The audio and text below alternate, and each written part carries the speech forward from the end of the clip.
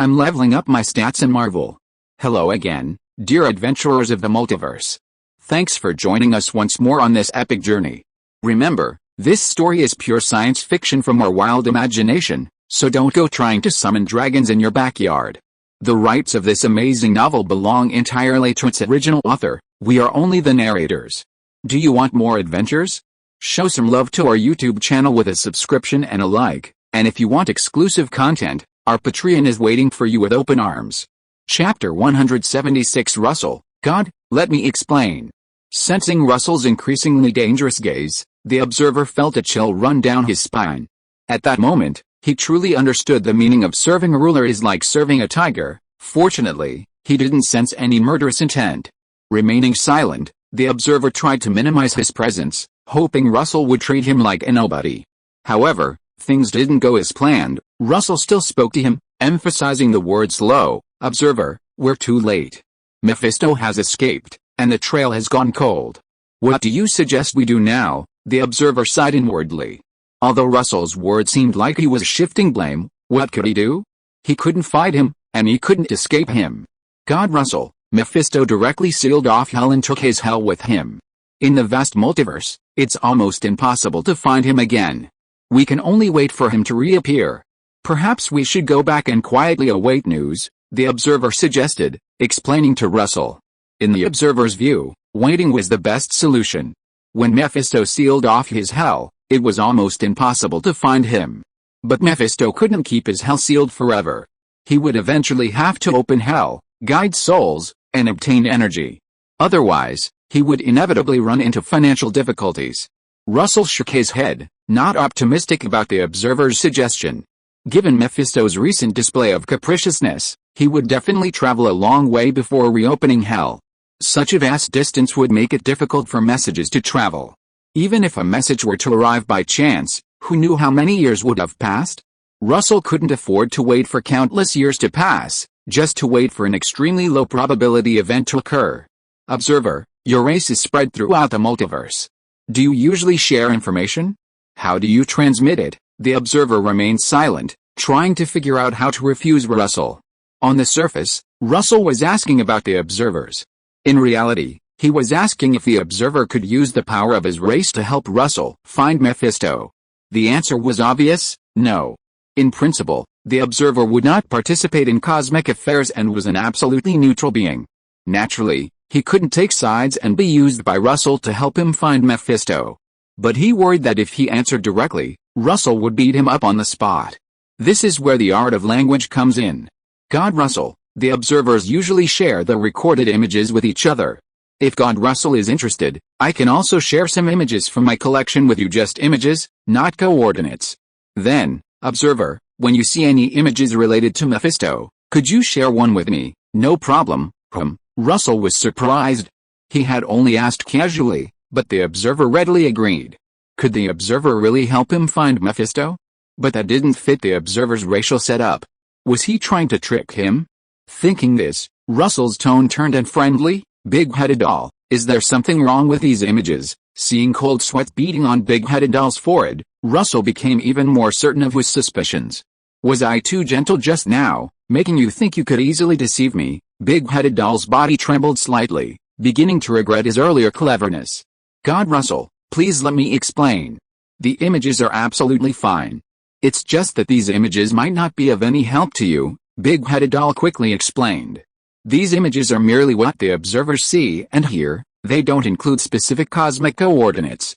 It's difficult to determine which planet in which universe the event occurred based solely on the images, Russell questioned. I don't believe you're unaware of the cosmic numbering system and can't number these universes. God, Russell, not all universes are numbered.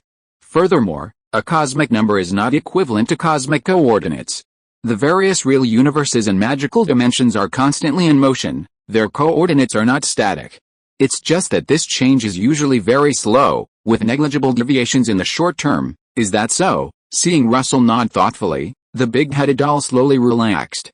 However, Russell's next words made him anxious again. If I hadn't asked, were you planning not to tell me? So, you were just trying to fool me, big-headed doll. Bang! The big-headed doll transformed into a streak of light and flew backwards into the distance. Fine, I won't argue with you anymore. Goodbye." Shaking his head in boredom, Russell also transformed into a streak of light and left. Russell didn't like this big-headed doll. Not only was he unwilling to help, but he also tried to fob off. Since that was the case, there was no need to waste time arguing with him. He should use that time to go back and figure out how to track down Mephisto himself. Queens, New York, Russell's reading room.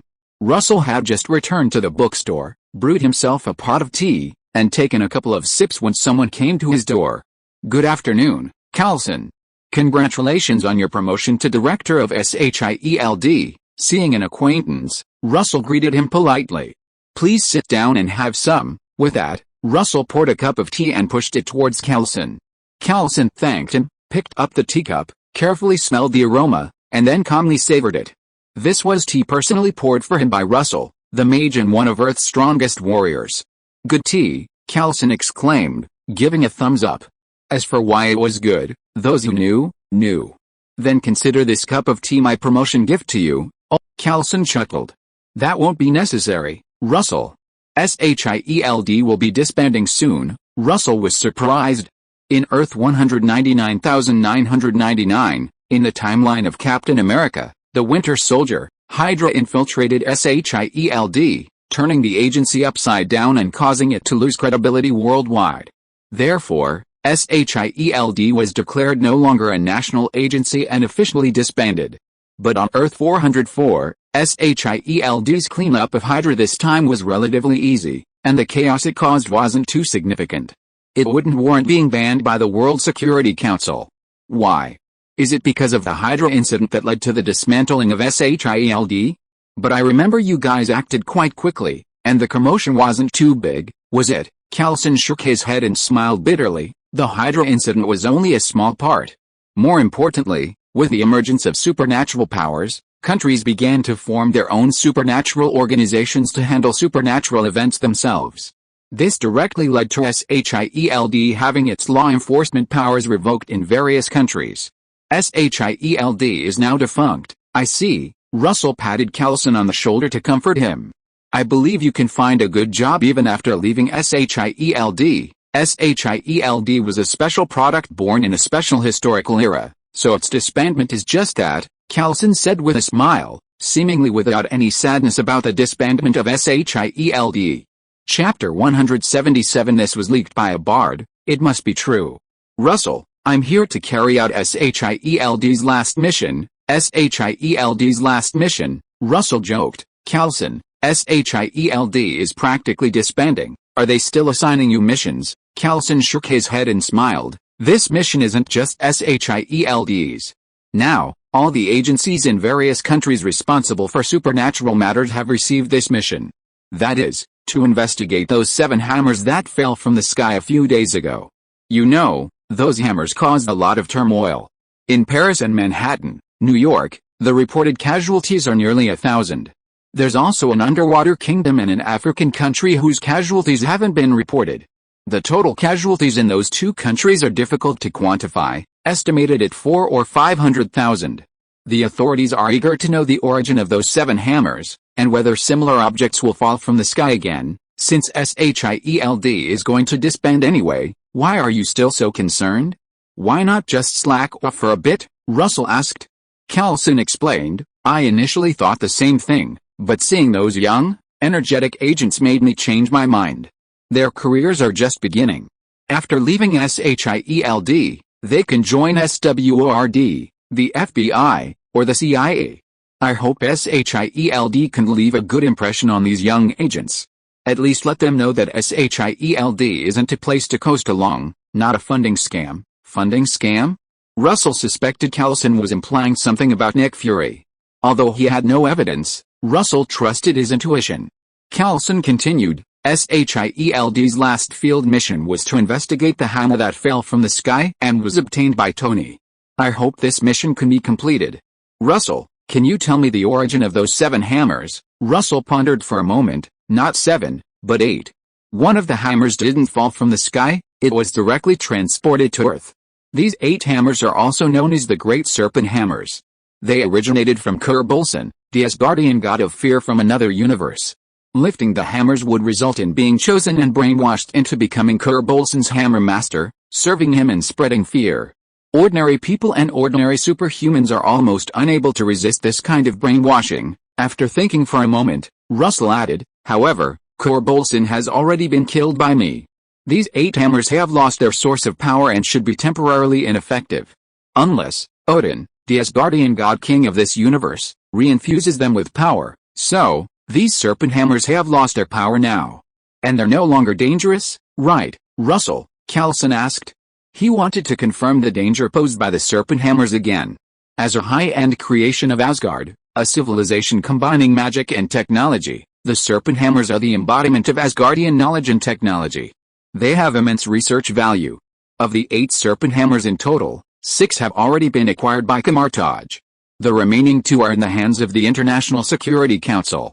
If it's confirmed that these 2 serpent hammers are no longer dangerous and won't brainwash their wielders, the International Security Council can begin their research. Coulson, I can't give you any guarantees. I'm just telling you my judgment.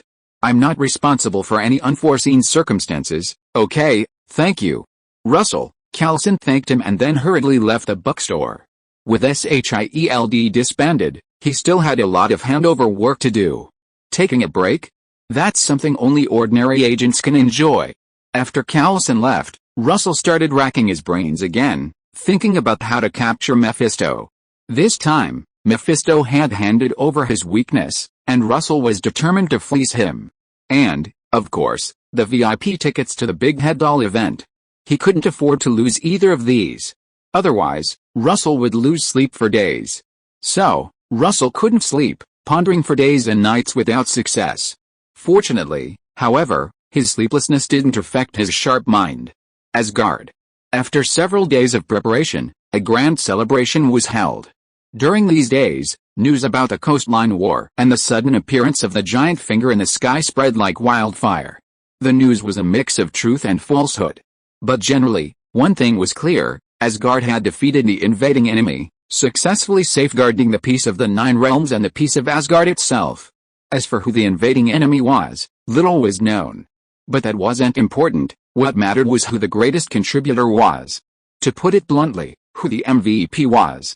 I have secret information. The greatest contributor is Prince Loki, said a young man dressed in green robes, a bard. You're talking nonsense. The greatest hero must be Prince Thor. He defeated the invading enemy. The lightning and thunder that day were visible to Asgardians even in the residential areas, far from the battlefield, someone retorted. The green-robed youth scoffed. Thor was defeated. His Mjolnir, Thor's hammer, was crushed by the invaders with a single hand. It was Prince Loki who turned the tide, fighting the invaders for a long time until reinforcements, the giant finger in the sky, arrived. In the end, Prince Loki paid a heavy price with his injuries, and together with the reinforcements, they defeated the invaders. Impossible. How could Prince Thor have failed? And Mjolnir couldn't possibly have been crushed. The surrounding Asgardians didn't believe this news and refuted it one after another. Faced with the crowd's rebuttals, the green-robed youth was not annoyed at all, but simply guided the crowd. Think carefully, haven't you seen Thor holding Mjolnir these past few days? And after the battle, didn't Prince Loki go to the infirmary? The Asgardians watching discussed among themselves, verifying the information. It seems that's true. I haven't seen Mjolnir for several days. Have you seen Prince Thor holding Mjolnir these past few days? No. I have a friend who participated in the coastal defense battle. According to him, Prince Thor's Mjolnir was indeed broken. Soon, everyone realized that the situation seemed to be exactly as the young man in green had said. Could it be that Prince Loki really led the warriors to defeat the invaders? The Asgardians watching were skeptical. At first, they thought the news was fabricated. The valiant Prince Thor was defeated, while Prince Loki, who was not known for his martial prowess, turned the tide and defeated the powerful enemy. How could that be? But the more they compared the details, the more real the news seemed. Moreover, it was said by a bard. It must be true. The Asgardians hadn't forgotten that during the last battle of Jotunheim, a bard had also accurately revealed the truth. Chapter 178 Victory Celebration Banquet. Similar scenes played out in several places in Asgard. But this time, the bard wasn't Russell, but Loki. After the Battle of Jotunheim, Russell's self-aggrandizing act as a bard inspired Loki. Rather than letting false information spread, he decided to personally take the lead, using his Aegon form to spread a mix of true and false information. Asgard. In the central cluster of towering buildings, a golden palace stood. The palace's interior was empty and cold, rows of massive stone pillars silently supporting the heavy roof. Tap tap tap. A series of footsteps broke the silence. Thor walked through the long corridor and came to a room. He pushed the door open and walked straight in. "Brother, I've come to visit you." This palace was Loki's residence in Asgard. After being injured in the battle with the serpent, Loki was first taken to the infirmary to treat his wounds. After his condition stabilized, Loki returned to his residence to rest. Loki was sitting on a huge, throne-like chair, feigning sleep with his eyes closed. He cancelled his Ekorn clone and refocused his attention. Loki slowly opened his eyes, looked at Thor, and said with a helpless expression, "I'm alright now." "Really? I saw you hadn't left the palace for days. I thought your injuries hadn't healed." Thor beckoned to Loki. "Loki, since you're alright, come out and join the party. Don't worry everyone, they're all waiting for you." "Okay." Loki shrugged, jumped off the chair, and walked towards Thor. "I'm glad to see you safe and sound, little brother." Thor put his arm around Loki and patted him heavily on the shoulder. Loki grinned. "I'm also glad to see you cheer up again, brother." Loki was referring to Thor's dejected mood after Mjolnir, Thor's hammer, was crushed. "I'm the god of thunder, not the god of hammers," Thor retorted stubbornly. "Thor, I remember you've always loved snakes, and you loved Mjolnir. And now, a giant snake has crushed your Mjolnir. Do you still like snakes?" Loki continued to stab Thor in the heart. He wasn't a snake. "What snake has wings and claws?" Bickering, the two walked side by side towards the palace exit. They passed through a long corridor, leaving Loki's palace and arriving at the plaza. Night had fallen, and the lights were coming on, illuminating the plaza. It had been transformed into a grand banquet hall. To match the banquet atmosphere, Asgard's time was artificially fixed at night. Thor led Loki through the crowd to a corner of the plaza. "Your Highness Thor, Your Highness Loki." Along the way, people greeted Thor and Loki with smiles. From their tone and eyes, Loki sensed respect. Excellent. His hard work these past few days, spreading the word about his role in this war under a false identity, hadn't been in vain. "Hey, Thor, Loki, you're here." In a low building in the corner of the square, Tony and his group of 6 were gathered, enjoying Asgardian cuisine. The 6 were Tony, Dr. Banner, Pietro, Wanda, Gwen, and Gaia. Hawkeye Barton and Black Widow Natasha, who had also participated in the Battle of Manhattan, New York, were not present. When the Rainbow Bridge appeared, they were too far away to reach it before Loki and his men left. To celebrate defeating the serpent, cheers, Thor raised his glass, gesturing to everyone. Cheers, everyone responded with a toast. After drinking it all, crack, 8 glasses shattered in succession. Tony and his group had been in Asgard for several days and were already accustomed to the Asgardian custom of smashing glasses. The Asgardians were wealthy and didn't care about a few glasses, so Tony and his companions naturally didn't stand on ceremony. After drinking a glass of mead, Loki's gaze swept around the room. The 6 people inside were all people he had brought to Asgard to provide support. "But why isn't Russell here?" Loki asked. In Loki's version of the story, the biggest contributors to the victory in this war were him and Russell. Why were the main characters absent from the victory celebration? Faced with Loki's question, Thor smiled awkwardly. He had been trying to repair Mjolnir for the past few days, and after finding no way to do so, he was in low spirits and hadn't paid attention to this problem. But it didn't matter, he had an excuse. "Loki, you know. Heimdall can't lock onto Russell, he can't find him." Tony shrugged. "After receiving the invitation from Asgard to attend the victory celebration, we've been in Asgard for the past few days. You can go to the teleportation platform to find Heimdall, use the power of the Bifrost to teleport back to Earth, and then teleport back after the celebration starts. You don't need to stay in Asgard all the time," Thor said belatedly. The physical distance between Asgard and Earth in the universe is extremely vast. In addition, Asgard, as the ruler of the 9 realms and a major power in the universe, has a very sophisticated defense system. Tony and his companions had no way to freely enter or leave Asgard. Their only option to return to Earth was to find Heimdall and use the power of the Bifrost to teleport back. However, who is Heimdall? "We don't know him," Tony joked. "Heimdall is the guardian of Asgard, he's stationed there year-round, Loki glanced at Thor, gesturing to him. Thor, realizing his mistake, stopped arguing and offered, "I'll go find Russell, I know him doll. I heard you're looking for me." A voice rang out, and a surge of white energy emerged, revealing Russell. For the past few days, he had been racking his brains in the bookstore, trying to figure out how to find Mephisto. He had actually come up with a plan. During the first battle in New York, to protect innocent non-evil people from the aftermath of his battle with Thanos, he had deliberately released some white energy to shield them. During this process, these people had been influenced by Russell's energy, but without side effects, so no abnormalities were usually noticeable. Over this time, a small number of these people had died for various reasons. Parts of their souls also entered Mephisto's fiery inferno. Therefore, Russell began trying to sense the energy he actively released, attempting to locate Mephisto's fiery inferno through this method. Gwen and Guy both possessed significant amounts of Russell's energy within them, and were not far from Earth, relative to Russell. When Russell attempted to sense them, their locations became exceptionally clear. Consequently, Russell overheard the conversation taking place around them. "Hey, Russell, when did you arrive in Asgard? Why didn't you say hello?" Thor said with a smile upon seeing Russell's sudden appearance. He assumed Russell had arrived in Asgard long ago and had only just appeared. Chapter 179 Loki challenges Thor. "Oh, I just heard someone calling me from over here, so I came over from the bookstore," Russell said casually. Asgard's defenses, in their normal state, couldn't stop him. He then walked towards the long golden table piled high with fine wine and food. Gold was the dominant color in Asgard. He downed a glass of wine in his left hand, savoring the spicy kick of the Asgardian brew that instantly enveloped his throat. He tore off a piece of meat with his right hand, biting it a few times before swallowing it.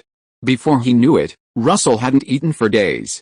Although he wasn't hungry, not being hungry didn't mean he wasn't craving something. "It's been a while since I've been to Asgard, and the food here tastes even better," Russell exclaimed after eating a little to satisfy his craving. "If you like, Russell, you can come to Asgard often. I'm sure Father and Mother would welcome you," Loki said with a smile. During his battle with the serpent, he had deeply appreciated the power of time magic. With the help of time magic, he had successfully made up for the speed difference with the serpent. Unfortunately, his mastery of time magic was still insufficient. Otherwise, he could defeat the serpent on his own. Russell nodded politely in agreement. It was just polite talk, everyone knows how to say that. After exchanging pleasantries, Thor inquired about the serpent's whereabouts and whether it was dead or alive. "And what about the giant finger in the sky? Russell, is that giant finger in the sky your magic? Or, your finger?" Thor asked. Odin had asked him this question before, and now that he had the chance to ask Russell in person, he naturally wouldn't miss it. "Of course it's my magic. Look at my finger, is it that big?" Russell gestured with his finger, showing it to everyone. "Wow, this magic is so cool, what's it called?" Loki asked. Tony's attention was also drawn. "Big is powerful, big is beautiful." Leaving aside the power, its sky-covering appearance alone was incredibly imposing and impressive. Russell pondered for a moment. He suddenly remembered a novel he had heard before his transmigration, Martial Universe, in which the protagonist, Lin Dong, had a unique skill called the Great Wilderness Imprisoning Heaven Finger. Let's call it Russell's finger. It matches the Russell's palm move from before. Although the name was a bit common, no one reacted. Similar names were not uncommon: Ragador's Red Ring, Vadam's Wind, Vishanti's Divine Sword, all following this naming convention. "Russell's finger, is this a spell you created yourself, Russell?" Loki asked. "That's right," Russell nodded. Of course, he wouldn't tell Loki that it wasn't a spell. Of course, saying it was a spell unique to Russell wouldn't be a problem either. After all, the right to interpret it was in Russell's hands. "Amazing," Loki exclaimed. "Russell, can you teach me?" "No, Loki, you can't learn it." Russell refused and explained it briefly to Loki. It was a normal attack he performed after mimicking the luminous matter in the luminous space. It was fundamentally different from other spells. Russell couldn't teach it, and Loki couldn't learn it either. The key wasn't the spell itself, but the luminous matter. So that's how it is, Loki understood. He really couldn't learn that kind of extravagant fighting style. "Russell, what about the serpent?" "I think he ran away," Thor then asked. "He didn't run away, he's dead," after thinking for a moment. Russell explained the clues he had obtained to everyone in detail. Caecilius summoned the serpent, obtained the first Mjolnir, and the other 7 Mjolnir were summoned and came from nowhere. This clue came from the Ancient One. The question was how Caecilius obtained the incantation to summon the serpent.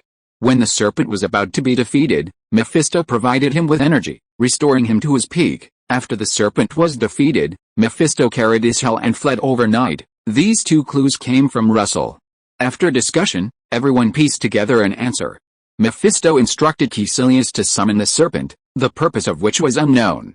In the central Golden Hall, Odin silently looked down at the square where a victory celebration was being held. He watched the Asgardians move about, laughing and chatting, and his mood brightened. After Thor brought Loki in, his gaze followed the 2 brothers. Seeing the Asgardians greeting the brothers amicably along the way, his joy deepened. He no longer sought Loki to become the frost giant king of Jotunheim. As long as the 2 brothers worked together to protect Asgard, that was enough. Of course, Thor should be the god king. Suddenly, Odin received a voice through Asgard's defense system. The voice belonged to the young man he remembered so well, Russo. God King Odin, please allow me to enter Asgard. Odin nodded slightly. Very well. Asgard welcomes the mage Russell. After granting access to Asgard, Odin immediately saw Russell appear, seemingly teleported to him. His one eye contracted sharply. This time, Russell gave him a different feeling than before. Previously, Russell had given him a faint sense of danger, a feeling that suggested they were evenly matched opponents. Therefore, he told Thor that Russell possessed the power he had in his youth. But now, he felt nothing from Russell. Sorcerer Russell, your strength has improved again? No wonder you could kill the serpent. Odin greeted Russell from a distance before turning his gaze away. Joyful times always fly by. A 3-day feast was held in Asgard. Afterwards, Russell, along with Thor, Loki, and Tony's group, left Asgard. They arrived at the dimensional fragment Russell had obtained not long ago after slaying the primal demon. Realizing that Thor had lost Mjolnir and was temporarily unable to use the power of Thor, Loki decisively challenged him. To ensure fairness, Loki voluntarily refrained from using the Spear of Eternity. The reason for choosing the dimensional fragment as the battleground was that this battle would determine the victor and also determine life or death. Within the dimensional fragment, time could be easily reversed for resurrection without worrying about causing temporal chaos. Loki, didn't you say before that defeating Thor without Mjolnir would be meaningless? On the way there, Russell secretly intercepted a moment to speak privately with Loki. I did say that before, Loki smiled. But back then, Thor still had Mjolnir. Mjolnir was part of his power. Now that Mjolnir is shattered, his true power lies in the absence of Mjolnir.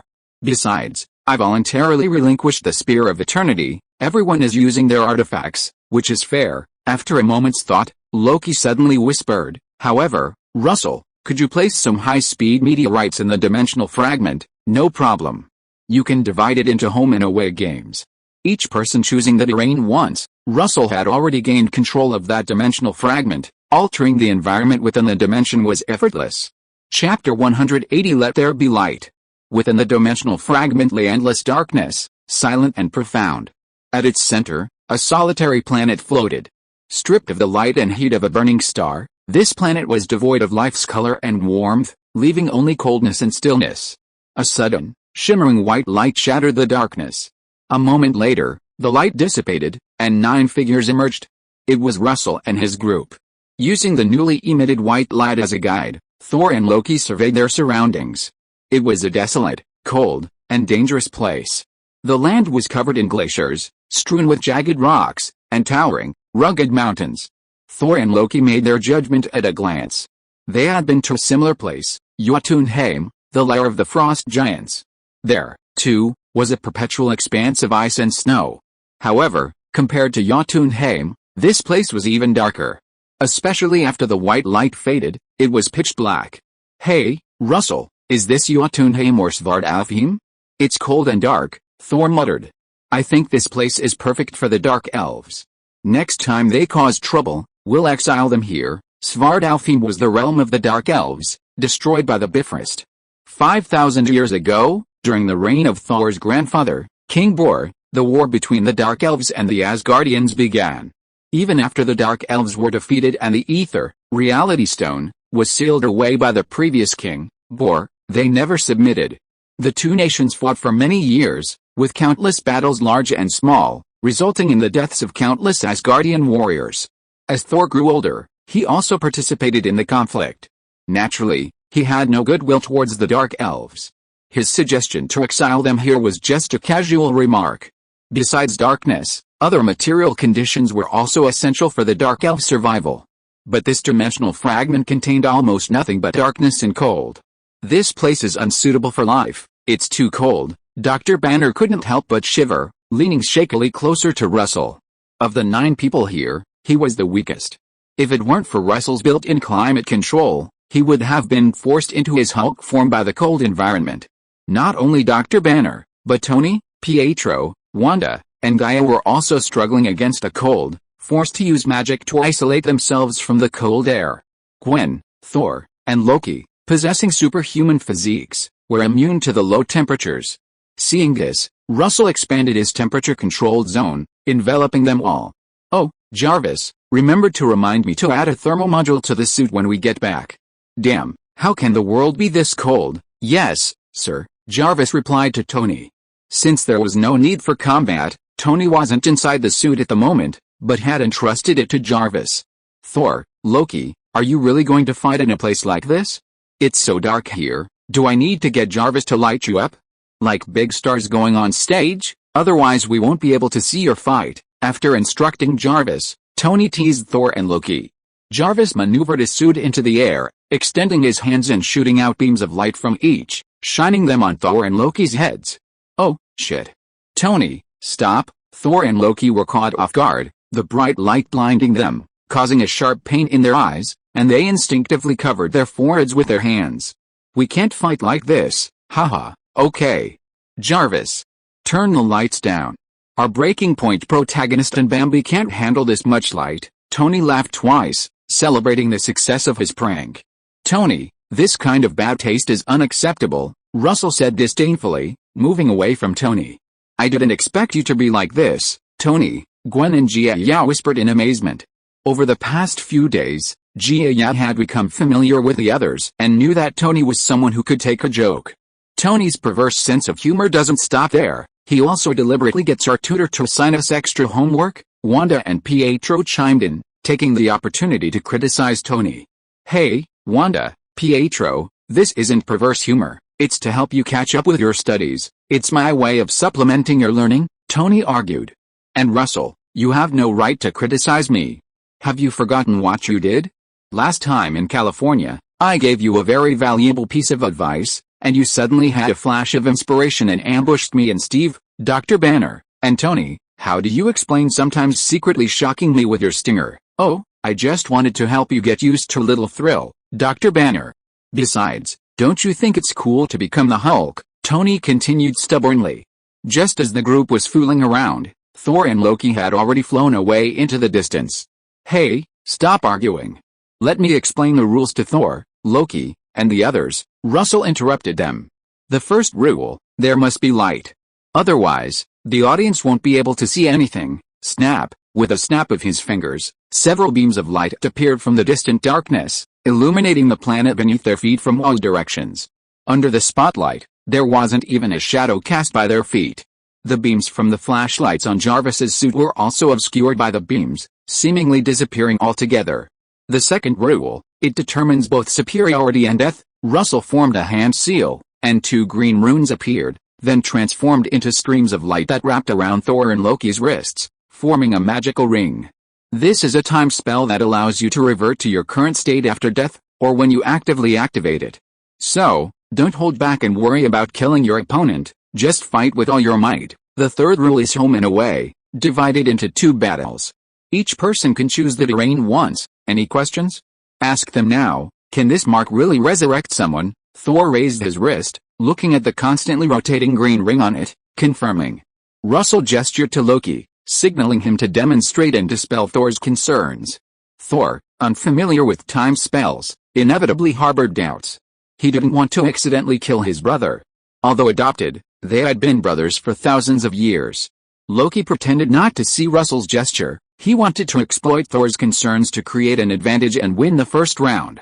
Then, using terrain understanding, he could win the second round. Thor, stop dawdling.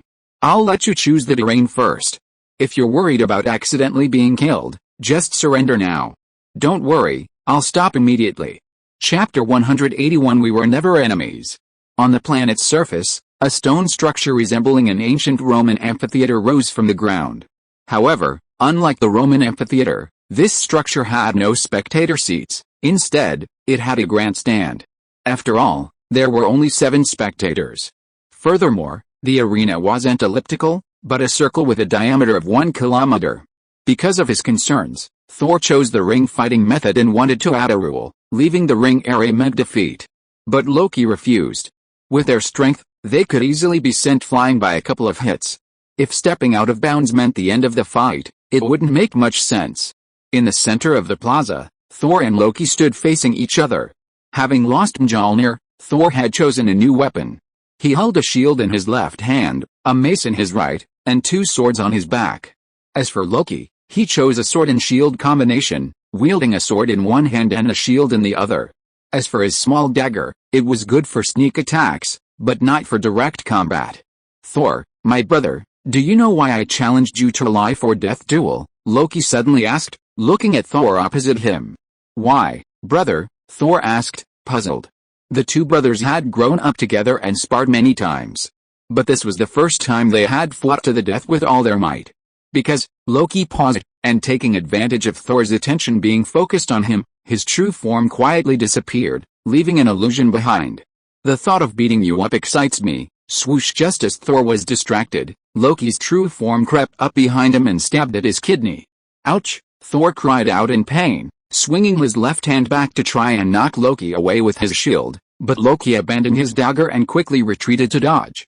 Loki, you're despicable. Thor, I am the god of tricks. Taking advantage of Thor's temporary inconvenience due to the dagger at his waist, Loki conjured 2 long swords in his hands and charged at Thor like arrows. Loki planned to fight Thor with a fast-paced, high-speed approach. He and Russell had previously discussed how to defeat Thor. Their discussion revealed Thor's weakness, speed. Normally, even with speed as a weakness, Thor would still be faster than Loki. However, with the help of time magic, Loki could overtake him in speed. In the center of the arena, a real Loki and numerous fake ones, all glowing green, circled Thor, engaging in high-speed attacks and defenses. During attacks, the real and fake Loki moved at nearly the same speed, making them difficult to distinguish. However, when dodging, the fake Loki's reactions and speed were much slower, often easily dispersed by Thor using his shield or staff.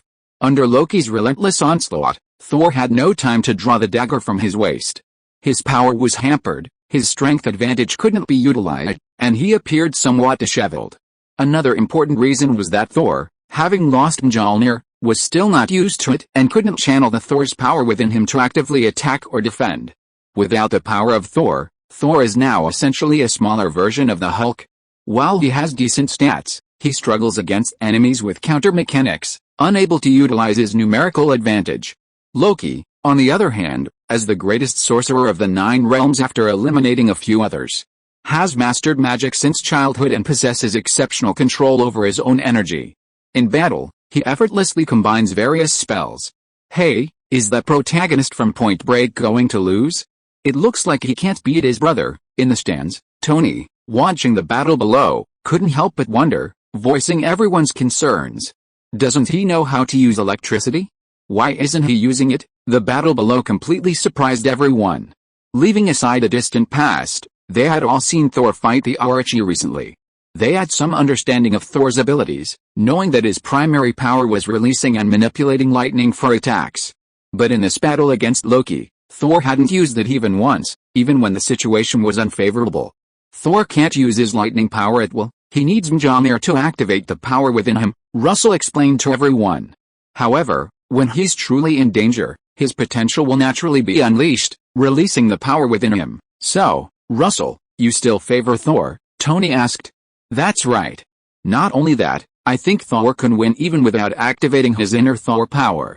Thor has advantages in every aspect of his physique, only his speed is a slight disadvantage. How about a bet? Tony suggested.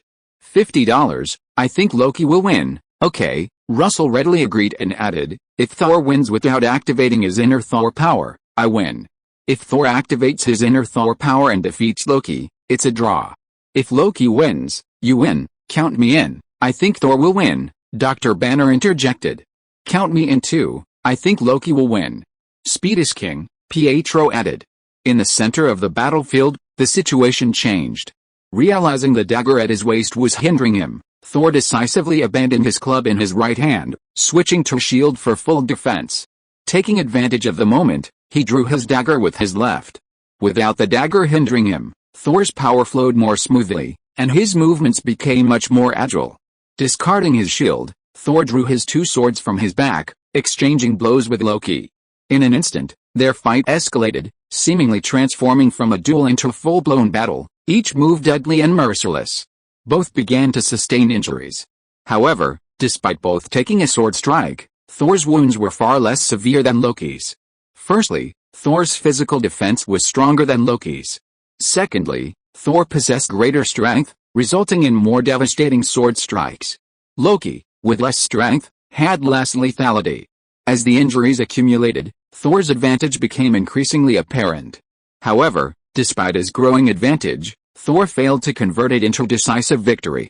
After all, this was a battle that would determine both the victor and the vanquished.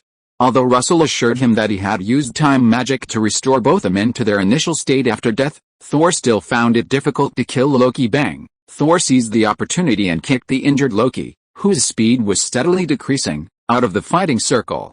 Brother, this is enough. You've already lost. Loki rolled several times on the ground before regaining his footing. Brother, it's not over yet. This is a fight to the death, brother, we don't need to do this. We've never been enemies. Thor tried to persuade Loki to stop fighting, but the response he received was Loki's thrusting sword. Chapter 182, Round 2. Loki's longsword was unstoppable, piercing through Thor's heart. But not Thor's heart. It pierced Loki's own. The sword, having passed through his heart, sprayed blood and seemed to have taken away Loki's strength as well. His legs buckled, and Loki collapsed to the ground. Brother, Loki. The sudden turn of events shocked Thor and the 6 people on the viewing platform, except for Russell. After the initial surprise, a strange light flashed in Thor's eyes. He put down his weapon and quickly stepped forward, as if to help Loki up and check his injuries. Now, another Loki appeared silently behind Thor, a small knife raised in his hand, ready to stab Thor in the back. The same old tricks never fail, as long as they work.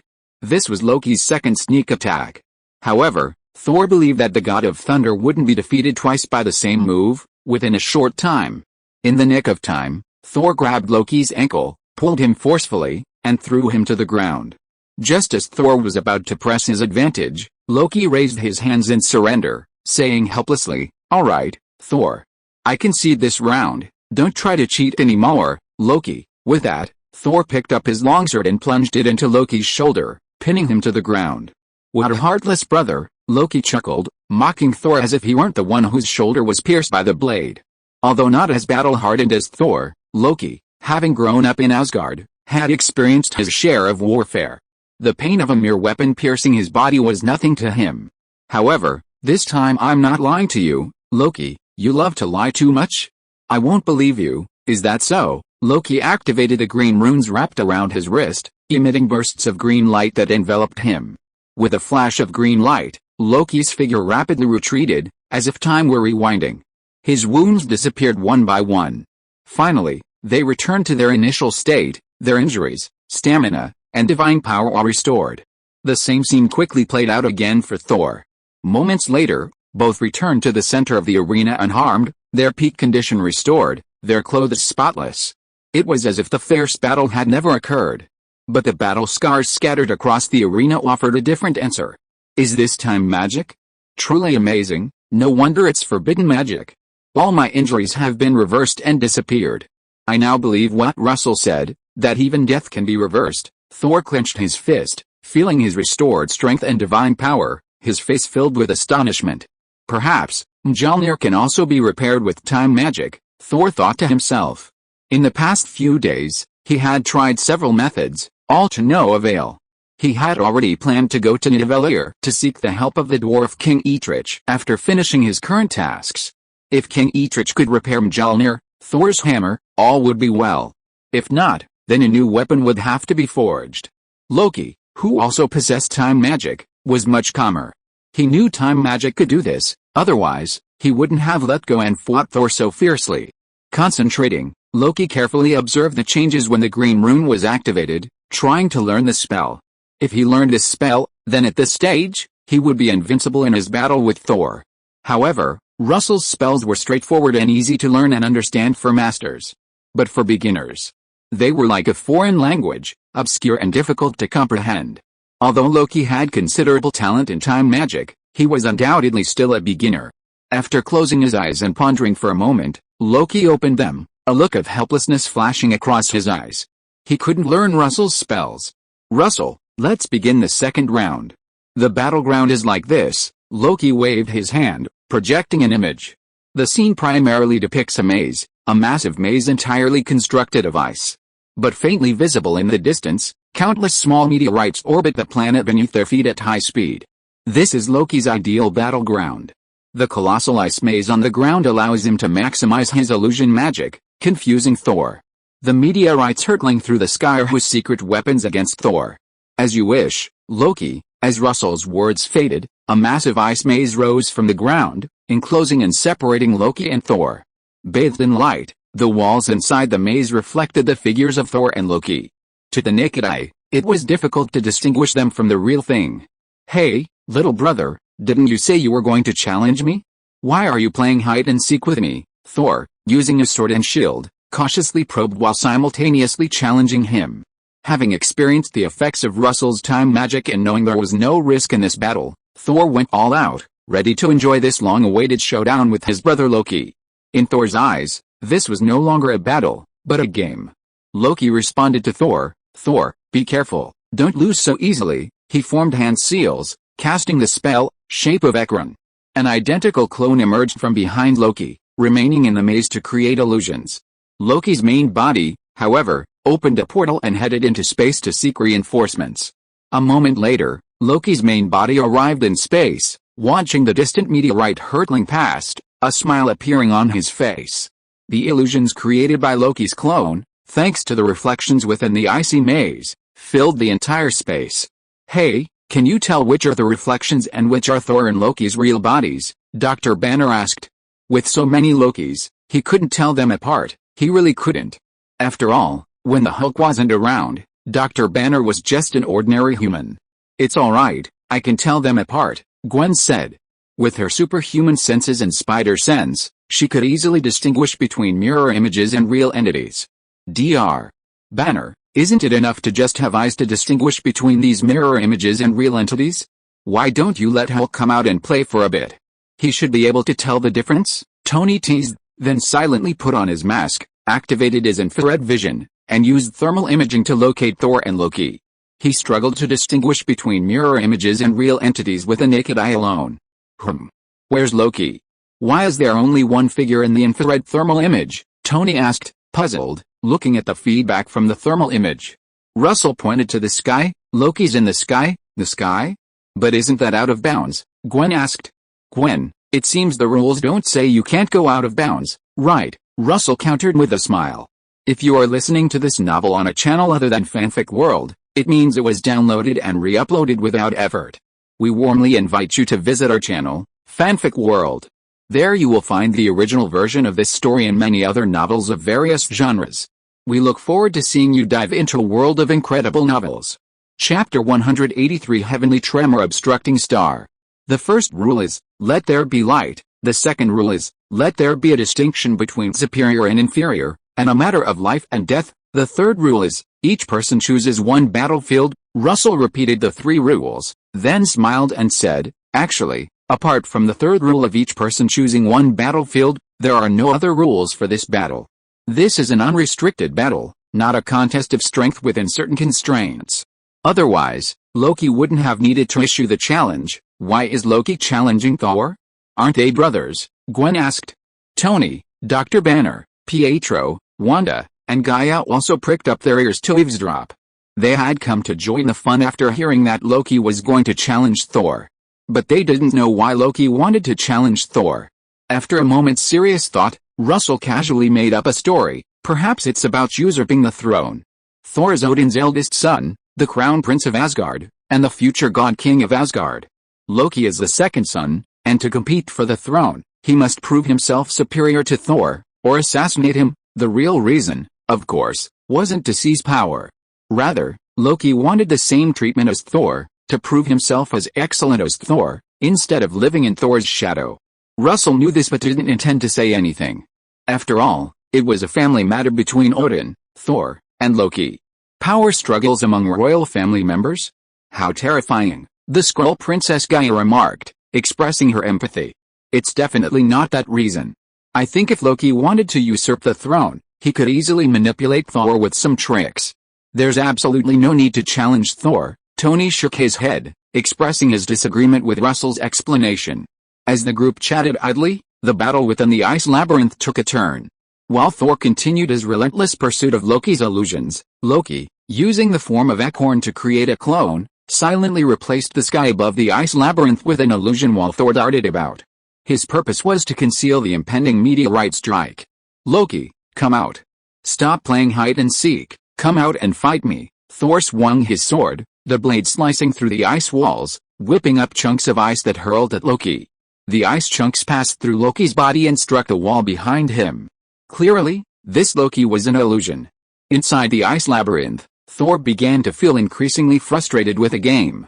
He had initially thought Loki would hide among the mirror images and illusions, waiting for an opportunity to ambush him.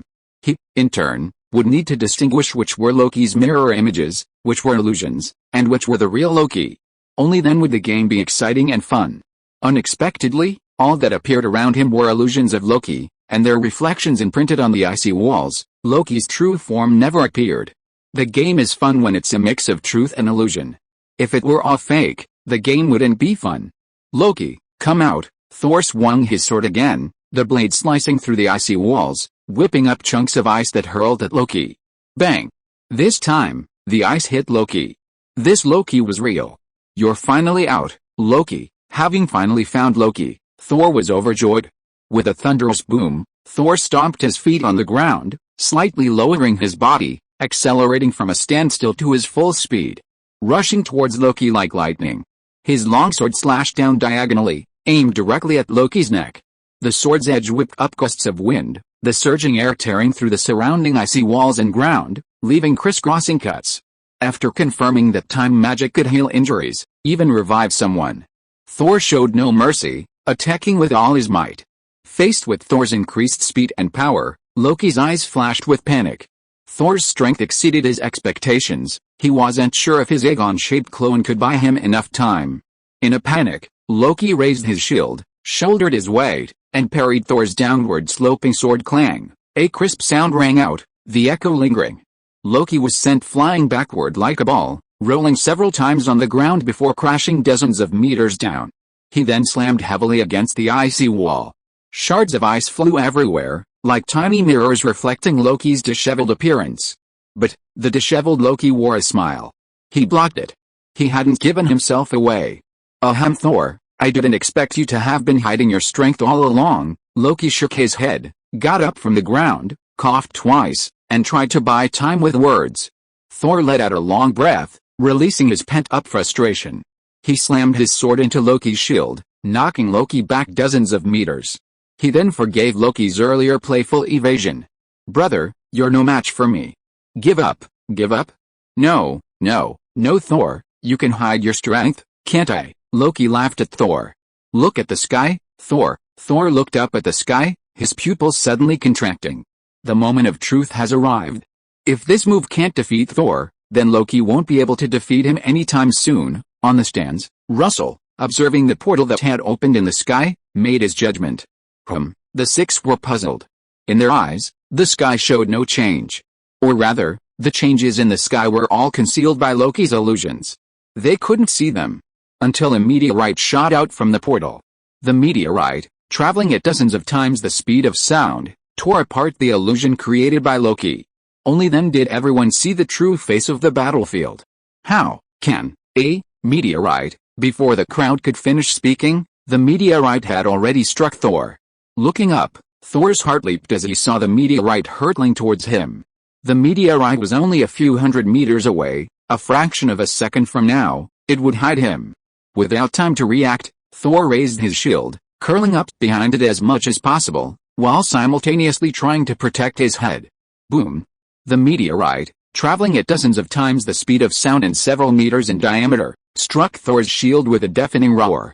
Fortunately, the shield Thor carried, though a standard-issue shield, was made to the highest industrial standards in Asgard, ensuring its durability. Despite being riddled with cracks from the precise impact of the meteorite, it didn't shatter instantly, remaining intact and protecting Thor behind it. But it wasn't one, not two, not three, not 4, 5, 6. It was 7. 7 meteorites flew through the portal in quick succession, hurtling towards Thor. Endless kinetic energy poured onto Thor and his shield. Chapter 184 Thor, do you want to become the real god of thunder? From a distance, only blinding flashes of fire could be seen.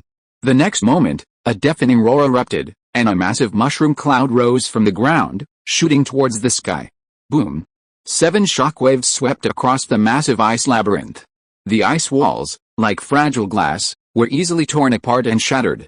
After the shockwaves swept through, the air was heated, melting the debris of the ice labyrinth and flowing down into the craters formed by the meteorite's impacts. As the smoke cleared, the once smooth ice labyrinth vanished. In its place stood a lake. Thor and Loki were nowhere to be seen on the lake. What happened? Who won, Thor or Loki? Gwen asked. The mushroom cloud from the meteorite impact had obscured her view. She couldn't see whether Thor had taken the brunt of the 7 meteorites or managed to dodge them. Not only Gwen, but Tony, Dr. Banner, Pietro, Wanda, and Gaia also couldn't see it clearly. So, they all turned their puzzled gazes to Russell. Let Thor tell you, Russell gestured for them to look beside him. An unharmed Thor sat in the spectator stands, watching the distant battlefield with a helpless expression. If Mjolnir were still there, he wouldn't have been defeated so easily. When the first meteor fell, he took the impact head-on, the terrifying force smashing him and his shield into a deep crater, the shield nearly shattering. When the second meteor fell, his shield shattered completely, forcing him to curl up, arms outstretched, relying on his physical strength to withstand the blow. When the third meteor fell, he lost consciousness. In his dazed state, he seemed to see his father, Odin. But after explaining the situation to Odin, he was kicked by him. After that, he appeared in the spectator stands. Thor shook his head, clearing his mind of the jumbled thoughts, and smiled nonchalantly. Loki won this round. I knew Loki won. I knew it when I saw you here, Thor. Gwen paused, then added, what I want to know is, Thor, how did you lose? We were both within the meteorite's impact range, so why did your resurrection aura trigger, but Loki's didn't? The resurrection aura Gwen mentioned referred to was the time manipulation spell inscribed on Thor's wrist. Thor's smile froze, somewhat embarrassed. I don't know either. I only remember being hit 3 or 4 times, then losing consciousness. When I woke up, I was here. Let the great god of mischief, Loki, tell you. A magical spark flashed, and Loki stepped out of the portal. Having just experienced a battle, Loki was unharmed, only covered in some dust. This subtle difference indicated that Loki hadn't triggered the time manipulation spell inscribed on Russell's wrist. He had achieved a complete victory this round. Therefore, Loki was in an excellent mood. He smugly explained his tactics to the group. I used the form of echo and illusions to play hide-and-seek with Thor in the icy maze, distracting him. My main body went to the asteroid belt in space to find suitable meteorites to coordinate with a portal attack. Once found, I used the clone of Econe to lure Thor to a suitable location, then used illusions to conceal the unusual opening of the sky portal. That's how Thor fell into my trap and was attacked by my 7 stars alignment. The entire tactic, though not complex, utilized the right timing, location, and Thor's playful nature. Russell would give Loki's tactics a 9 out of 10. Deducting 1 point for raw power. If the raw power was sufficient, the tactics could be even simpler. Brother, what a perfect tactic. You truly are my brother. Although he had fallen for the trap, Thor didn't hold back his praise, showering Loki with compliments. Not only did he praise him verbally, but he also kept slapping Loki's back repeatedly. Bang! Bang! Bang! Thor slapped Loki on the back, a series of muffled thuds echoing through the air, causing Loki to grimace. Loki was certain Thor had done it on purpose. Giving Thor a resentful look, Loki let it go. After a moment, Thor, finding it boring, stopped. Seeing the two stop their playful fight, Russell suggested, "Thor and Loki's battle is over. Let's go back to Earth. It's empty here, there's nothing here, it's pointless to stay." A surge of white energy appeared out of thin air, swirling and spreading to form a white halo. On the other side of the halo was New York City on Earth 404. Okay, the group nodded. They had been away from Earth for almost a week. Their families were probably starting to worry. It was time to go back. Tony led the way, with Wanda and Pietro following closely behind. They passed through the white halo one by one, teleporting back to Earth. However, Tony and his companions were unaware that a meteor storm was sweeping across the planet. Tony was the first to be affected. After all, he was the only superhero with a publicly known identity, and also the most famous overall. Russell, on the other hand, wasn't considered a superhero. After the Sakura Island incident, he had already achieved godhood. Soon, everyone else had passed through the white light circle and returned to Earth, leaving only Russell and Thor behind. "Thor, did you need something?" Russell asked directly. He clearly saw Thor standing still, seemingly deep in thought, his eyes gradually brightening. "Russell, do you have a way to repair Mjolnir? With your time magic, I haven't tried it, but it should be possible." Thor's eyes shone even brighter. "Can you help me repair Mjolnir?" "Russell, name your price, join my Sorcerer Supreme Order, or become an ally?" Russell narrowed his eyes slightly, taking notice of Thor. Thor's combat power was undoubtedly the second strongest among many superheroes at the current stage. The first was Hulk. Without Thor's hammer and without awakening Thor's power, Thor was slightly weaker than Hulk. This was already proven in the Grandmaster's Colosseum in Thor, Ragnarok. In that duel, Hulk unleashed Thor's fatherly state, helping Thor awaken his Thor powers. It's fair to say that Hulk played a crucial role in Thor's awakening of his Thor powers. "Thor, repairing Mjolnir isn't as difficult as you think, even without using time magic. But, Thor, if I may ask you a question, are you Thor the god of thunder, or Thor the hammer god?" "I'm of course Thor the god of thunder." "Then why are you so fixated on the hammer?" Russell smiled. "Thor, do you want to become the true god of thunder? To be able to control lightning at will, without any medium, that's the true god of thunder." Quotation mark. Chapter 185 Thor, I've gone bald, and I've become stronger. Before Thor could reply, Russell unleashed lightning from his fingers, shooting it directly at the unsuspecting Thor. Zzz caught off guard, Thor shuddered from the shock. "Russell, what are you doing?" Thor cried out in pain. Quickly recovering, Thor exclaimed again, "Why can you use lightning too?" "Because," Russell feigned contemplation, "come with me." A shimmering white circle spun rapidly, changing its destination. Passing through the circle, Russell and Thor arrived at a lone reef standing in the ocean. The sky was now filled with dark clouds, streaks of silver lightning weaving and forming a dense electric net. "Thor, you asked me why I can control lightning, now I'll tell you." Russell gestured towards the sky, activating his talent, energy absorption.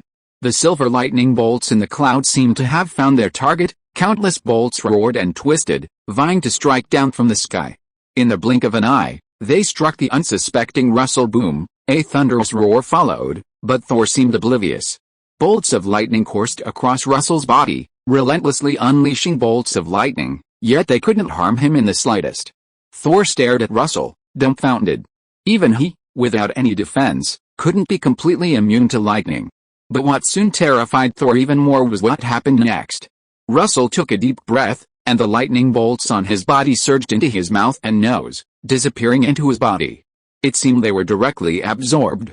"Who, then, truly is the god of thunder?" "Russell, how did you do that?" Thor demanded again. "Practice makes perfect," Russell replied with a straight face, spouting nonsense. "The more lightning strikes you get, the more you'll naturally master it.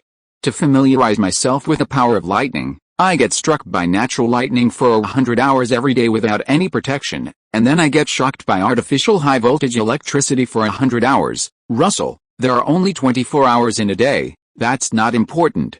What's important is that you need to be familiar with lightning to control it," Russell interrupted Thor. He almost blurted out Sadama's training method in a moment of slip-up. "Getting struck by lightning won't make you the god of thunder?" Thor whispered. "Getting struck by lightning won't make you the god of thunder?" the countless enemies he had destroyed with his power, as the god of thunder could attest to that. Russell looked directly into Thor's eyes. Thor, ordinary people can't become the god of thunder by getting struck by lightning because they don't have the potential to become the god of thunder. But you're different. You are the god of thunder, the Asgardian god of thunder. Within you lies a vast Asgardian power. Being struck by lightning can better channel the power within you. Really? Thor was skeptical. He could indeed feel a surging power within him, but without the hammer, he didn't know how to channel it. Thor, practice is the sole criterion for testing truth. We'll find out if it's real or not. Russell grabbed Thor's shoulder, activating his talent once more, drawing down lightning from the sky. This time, under Russell's control, all the lightning struck Thor. Russell, however, seemed like an insulator. Not a single bolt of lightning traveled through his grasp of Thor to his body. Crackling and popping, arcs of electricity coursed wildly across Thor's body, exploding and turning his lion-like blonde hair into an afro, his body trembling uncontrollably. He recovered after a moment. Russell wasn't surprised that Thor was afraid of electricity. He had just shocked Thor. He was now only concerned with whether Thor was making progress in controlling the power of Thor within him. How is it going, Thor? Can you feel the power of Thor stirring within you, like it's eager to burst forth? Thor exhaled a puff of black smoke, shaking his head somewhat blankly. Although he was a bit disheveled from being struck by lightning, his divine power protected him, preventing any real harm. However, he also didn't feel any movement from the power of Thor within him, only a slight numbness. That shouldn't be the case. Russell frowned. He hadn't grabbed Thor's shoulder for no reason. During the lightning strike, he had sensed the flow of divine power within Thor through their contact. In Russell's perception, the divine power of thunder within Thor was being activated by the external lightning. Thor had even absorbed some of the lightning energy, storing it within his body. Come on, let's try again. Before Thor could react, Russell unleashed another bolt of lightning. He believed that quantity could lead to quality.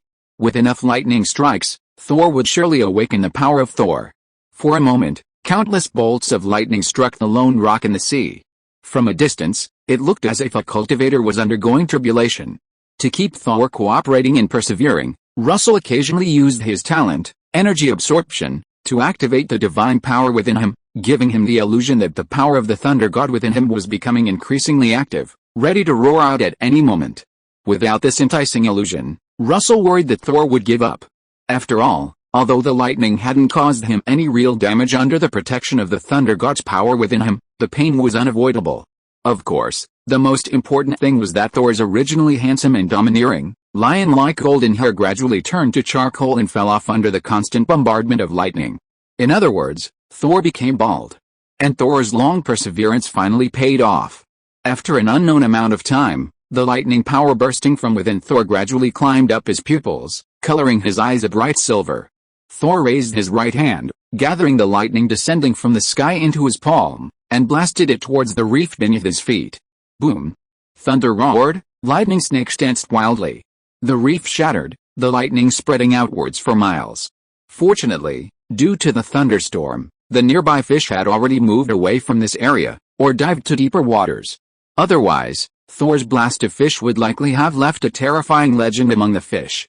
On a certain day of a certain month of a certain year, the fishing immortal, dissatisfied with the tributes offered by my fish race, unleashed lightning, causing heavy losses to my fish race. Thor, congratulations. You have finally successfully guided the power of Thor within you, Russell said with a smile. Only with the awakening of Thor's power was Thor qualified to be a good tool. Thank you, Russell. Without your help, I wouldn't have awakened the power of Thor so quickly. Thor withdrew his aura, put away his armor, and changed back into ordinary clothes. He had to change into his armor earlier to avoid exposing himself. You're welcome. Looking at Thor's bald head, Russell suppressed a laugh. Anyway, there are conditions to my help. Chapter 186 Public Pressure, Tony's Plan. Manhattan attacked by superpowered individuals. 443 dead, uncontrolled superpowered individuals are destroying the country. The New York Times. Who can protect us? Iron Man. 12 ways to die because of Iron Man. New York Morning Post. Superpowered individuals must be regulated. National sovereignty must not be undermined. New York Weekly. In the Manhattan attack, Ghost Spider-Man and her team saved 327 people. She's the true good neighbor to New Yorkers. Daily Bugle. Captain America Steve Rogers said, We try to save as many people as possible, and sometimes we can't save everyone. But if we can't accept that, next time, maybe we won't be able to save anyone. Brooklyn Daily News. Of course, there were also newspapers supporting the Avengers. In fact, public opinion was more supportive than against them. However, the severely affected New Yorkers needed an outlet to vent their fear, sadness, and pain. They were no longer able to rationally consider the rights and wrongs of the incident. Therefore, all the negative emotions were vented on the Guardians. Media outlets in other regions, not directly affected by the conflict, were much more rational. Among them, the West Coast media, particularly the Los Angeles Times, which was at odds with New York, ran headlines supporting the Avengers for several consecutive issues. Headlines included, "Should good people be pointed at with guns?" New York's losses would have been even more devastating if superpowered individuals hadn't stepped in. Los Angeles Times, "Look at Paris and Wakanda, New Yorkers should be thankful." Los Angeles Times, 43,966 versus 433, a comparison of death tolls. New Yorkers should thank the righteous superpowered individuals. Los Angeles Times. Outside New York, at Avengers Tower, Tony Stark and the others, except Loki, who had returned to Earth from the dimensional rift, arrived in the meeting room. Quickly scanning the newspapers that had been vehemently criticizing them in recent days, Tony and his companions' good mood from the victory celebration in Asgard vanished. Although many newspapers were defending them and supporting them, the joy of positive reviews is like a bite of honey, sweet but fleeting. The pain of negative reviews is like a cut from a sharp blade, requiring time to heal. A long silence fell over the meeting room. Tony sat alone, away from the table, staring at the New York Morning Post's images of the 12 people who died in the Manhattan attack because he hadn't noticed them, or perhaps because he hadn't seen them in time. This silent atmosphere made Gwen, Wanda, and Gaia, the unofficial staff, very uncomfortable. Seeing this, Commander Maria Hill broke the silence. "Regardless, our operation was a success. We thwarted the plan of the God of Fear, Kurt Borson. We protected New York, and even the entire planet. I still stand by my point. We did our best. We risked our lives to protect people. We shouldn't be blamed further. If anyone is dissatisfied, they should condemn those who harmed them." The silence broke, and Steve reiterated his opinion. Gwen, Wanda, and Gaia nodded in agreement. The killers were the apostles of the God of Terror, those hammer masters, not them. They might mourn the dead, feel guilty for not being able to save them in time, but they shouldn't be blamed. If we could have done better, could we have stopped all of this? Putting down the New York Morning Post, Tony looked up at the people in the conference room. We had absolutely no intelligence sources. We could only act after things happened. March 12th, Arbor Day. I found that damn hammer falling from the sky when I returned to New York. March 14th, Steve and Bucky were attacked. Oh, sorry, Steve, I didn't mean to bring up your painful memories. March 15th, Wakanda was attacked. March 16th, Paris was attacked. March 20th, Manhattan was attacked. Tony stood up, took out his phone, and projected the image onto the wall. Let me count. How many days have passed from March 12th to March 20th? 9 days. A full 9 days, and we did nothing but wait for things to happen. If we had taken effective action on the 12th after I discovered the hammer, Bucky wouldn't be dead. If we had acted on the 14th after Steve and Bucky were attacked, Wakanda wouldn't have suffered tens of thousands of casualties. If we, enough, Tony, Steve interrupted the increasingly agitated Tony. Tell me what you plan to do, Tony. Tony paused for a moment before slowly saying, I plan to develop a more powerful artificial intelligence, which, combined with satellites and various electronic devices worldwide, will achieve global surveillance. Furthermore, I can equip this AI with a Stark Iron Legion. This way, if another enemy appears, we can detect it immediately and defeat it before it causes damage. We can be preventers, not avengers. Tony looked at Dr. Banner. Dr. Banner, I need your help. I believe this artificial intelligence can help us better protect the peace of the Earth. Tony, if you're going to discuss internal Avengers matters, then I'll take my leave, Jaya whispered. She wasn't interested in Tony's plans. Although she had come to Earth at a young age, she wasn't a human, she was a Skrull. In her plan, the Skrulls wouldn't stay on Earth long term, but would go to other universes to find suitable planets to live on. Well, protecting Earth is indeed too far-fetched for a little girl like me, Tony shrugged, not stopping Jaya from leaving. It was a beautiful misunderstanding. In Tony's eyes, the thin and small jail was a minor. Unless absolutely necessary, Tony wouldn't hire child labor. "Tony, if there's nothing I can do for you, then I'll be leaving too," Wanda said, taking her leave as her best friend departed. In this world, she was a sorceress of Camartage, not a member of the Avengers. Alright, Tony didn't stop Wanda from leaving either, but looked at Gwen. "Gwen, what about you? Are you leaving too, or staying to hear my plan? I haven't shown up for several days. My teammates are probably worried. I won't stay and disturb your Avengers internal meeting. Goodbye." Gwen opened the meeting room window and jumped out. In an instant, only the Avengers members remained in the meeting room, the others had all left. Tony gathered his thoughts and continued explaining his plan. Chapter 187 The Mage Helps the Mage. Asgard, the Golden Palace. Odin, as always, stood at the edge of the palace, surveying the kingdom below with his single eye. However, upon closer inspection, one would notice that Odin's single eye was slightly closed, not fully open. After a long while, Odin opened his eye and murmured to himself, "Time magic? Restoring Thor to a certain state after his death. This magic seems familiar." Tap tap tap. A series of hurried footsteps sounded behind Odin, stopping only beside him. Only 3 people in Asgard would stand so close to Odin: Thor, Loki, and Frigga. Of these, Thor and Loki were not in Asgard. The identity of the newcomer was self-evident. "Odin, I just discovered that Valhalla was summoning Thor." But after a while, the summoning stopped. "What happened? What's going on, Frigga?" "Don't worry, Thor is fine." Odin turned to his wife Frigga and reassured her. Thor and Loki were fighting in a dimensional fragment. Thor was just killed by Loki, but he was resurrected by time magic. Are Thor and Loki injured? If these 2 brothers are going to fight, why aren't they in Asgard, but instead hiding in a dimensional fragment? Frigga asked, puzzled. If they fought in Asgard, they could get immediate treatment if they were injured. Odin's tone was meaningful, because Loki is serious this time. He's aiming to defeat Thor. If he defeats Thor in Asgard, it will affect Thor's prestige, not only in Asgard, but anywhere in the universe. Thor and Loki cannot escape Heimdall's gaze. This is why Loki suggested putting the battlefield in a dimensional fragment. Only outside the universe can they avoid Heimdall. They wouldn't let the outcome of this battle affect Thor's prestige. Although Thor didn't care, Loki did.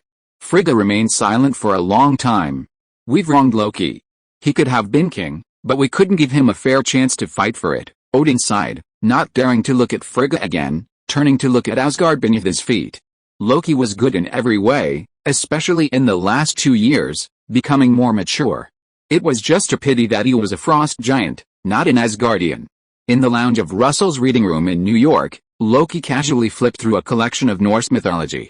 After leaving the dimensional fragment, he came to Russell's bookstore, wanting to discuss time magic with Russell. He could also use time magic to restore things. But that required things to be damaged, that is, after the event had occurred. The spell Russell had inscribed on Loki and Thor's wrists could record their state at that time, automatically restoring them to that state after they met certain conditions. It was like saving a game. This was something Loki couldn't do, and something Loki wanted to learn and understand. Loki, however, was disappointed. He waited for a long time, but Russell didn't appear. He prepared to leave to find Thor, but Thor wasn't there either. So, Loki could only stay in the bookstore, casually picking out a book to pass the time. After a long while, a bright white magical spark flickered, and a portal appeared. Russell emerged with Thor. The two chatted and laughed. "Russell, thank you so much. Without you, I don't know when I would have been able to draw out the power of Thor within me." "Thor, you should thank yourself. If you hadn't persevered and endured the baptism of thunder, you wouldn't have been able to awaken the power of Thor so quickly." "The power of Thor?" Thor awakened the power of Thor, able to control thunder without his hammer? Loki, who had been casually lounging and relaxing, stiffened. He had just defeated Thor, and Russell was already giving Thor special training, helping him strengthen himself. Shouldn't he and Russell be on the same side? The two most important spells in his strategy to defeat Thor. The portal, combined with a meteorite forming the celestial obstruction star and the time magic, all originated from Russell. "Hey, little brother, what are you doing here?" Thor only then noticed Loki and greeted him with a smile. Loki responded with a stiff smile. Seeing this, Russell's lips curled up. "Thor, The thing I need you to do is guard that dimensional fragment for me. Afterwards, I will store some energy within that dimensional fragment, trade it with other dimensional beings, and arrange for guards to protect it. All you need to do is support the guards when enemies appear that they can't handle. Simply put, you are my trump card, Trump card. Thor's eyes lit up. He was very satisfied with this title. Loki's eyes flickered, and he casually asked, Thor, Russell, did you two reach a deal? Can you tell me? Thor quickly recounted how he had awakened the power of Thor with Russell's help. Just as he thought. Thor had awakened the power of Thor with Russell's help. Loki gave Russell a resentful look. Russell, I thought we were on the same side. Russell smiled at Loki. Loki, of course we're on the same side. A wizard helps a wizard. However, Thor and I are also on the same side, a god of thunder helping a god of thunder.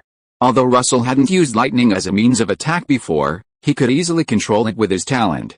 What's wrong with calling himself the god of thunder? Thor looked at Russell and Loki, puzzled. What did Russell's help in awakening his Thor powers have to do with Loki? Did Loki not want him to awaken his Thor powers? Loki explained, Thor, the way to defeat you is told to me by Russell. Thor, on the ship heading to find Thanos, Russell and I discussed how to defeat you. The conclusion we reached was to use time magic to compensate for your speed weakness, and to use portals in conjunction with meteor attacks to supplement your attack power. Both of these spells were given to me by Russell. Thor scratched his head. But why did you discuss how to defeat me? Of course, it's because Loki wanted to beat you up. Brothers who grew up together always have their disagreements. Thor, don't tell me you never thought about beating Loki up, Russell provoked. However, Thor didn't pay attention to Russell's provocation, simply nodding in agreement. Sometimes I really want to beat Loki up too. Like when he cut off Sif's long golden hair, or when he turned into a snake to tease me, and when I tried to grab him, he stabbed me in the kidney. As he spoke, Thor gestured. Finally, he couldn't help but laugh first. Ho, Loki and Russell exchanged a glance, exasperated by Thor's low threshold for laughter. Alright, let's get down to business. Loki, what's up with waiting for me here? Russell, I want to ask you a question. Hearing that Loki's purpose was to inquire about the mysteries of time magic, Russell promptly dismissed him, telling him to consult the Ancient One. A sorcerer helps another sorcerer, and Russell helps Loki. The Ancient One is also a sorcerer, so she'll help Russell instruct Loki. Perfectly logical. Chapter 188 Russell Sisorn, I am very satisfied with this deal. After seeing Thor and Loki off, Russell went to the nearby Maximoff tea shop to buy a 1-liter bucket of herbal jelly before returning to the bookstore lounge to continue his unfinished business before heading to Asgard. He used the attribute point energy he had actively distributed to search for the location of Mephisto's hell. During the battle with Thanos in New York, Russell had actively released energy to protect innocent civilians whose souls weren't particularly dark. After the battle, some of these people died for various reasons, their souls entering Mephisto's hell. These souls had been tainted by Russell's attribute point energy, serving as natural coordinates for him. By sensing these souls, Russell could find the new coordinates of Mephisto's hell. Then, he could give Mephisto a surprise. After a while, he finished his tea and scanned the area. There were 3 relatively densely packed markers, Kamartaj in Nepal, the Blood Dimension, and the Dream Dimension. The dimensional beings and mages in these 3 locations have all begun using Russell's energy for enhancement, making them Russell's primary clientele. Besides these 3 locations and Earth 404, there are 3 other locations, each with 1 or more isolated markers, Earth 65, Earth 120,703, the Amazing Spider-Man universe, and Earth 14,512, Penny Parker universe, which Russell hadn't visited before. Mephisto's fiery inferno, however, remained undetected. Is it because Mephisto has gone too far, or has he still not broken the dimensional blockade, preventing me from sensing it? Russell was unsure about this. He wasn't sure of his own sensing range for attribute point energy. He could sense all the attribute point energy he emitted except for that in Mephisto's inferno. But it didn't matter. If it was the former, he would continue to strengthen himself to increase his sensing range. If it was the latter, he would continue to strengthen himself to increase his sensing sensitivity, striving to break through Mephisto's blockade. Deep Blue, add points, attribute points. 3, 1557, 4396, Divine Body. 5133, Having invested almost all of the 4 billion energy extorted from the observer, his divine body increased by 1,333 points. Russell felt he had become stronger again, but quickly lost interest. Above invincibility, there was still invincibility. Lacking a point of reference, he only knew he was now invincible, but it was difficult to clearly understand his destructive power. After all, in the real universe, destroying a planet or detonating a star system was his limit. Expanding the scope further would harm countless innocent lives. This was not what Russell wanted to see. It had nothing to do with him being a thorn in his side. Should I try my luck with other ancient gods? If I remember correctly, the god of the underworld, Sithin, still owes me a favor. I wonder how much energy I can get in return. Sithin cursed the heir's family to be destroyed by Spider-Man in order to force them to do so. Russell, as the sorcerer Spider-Man, fulfilled this curse for him. Thus, their feud began. Russell wanted to repay this favor to Sithin, making a fierce battle inevitable. Thinking this, Russell took out the Dark Tome. If he remembered correctly, the Dark Tome contained magic to borrow energy from Sithin.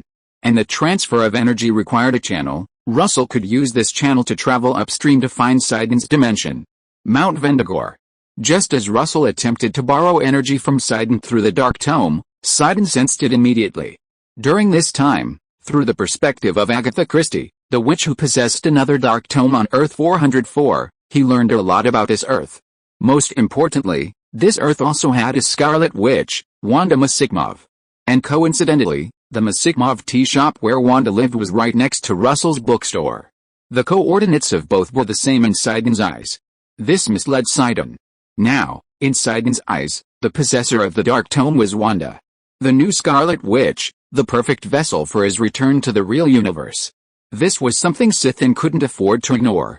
Therefore, when Russell borrowed energy from Sithin through the Dark Book, Sithin readily agreed, without even mentioning any conditions, for fear of scaring Wanda away.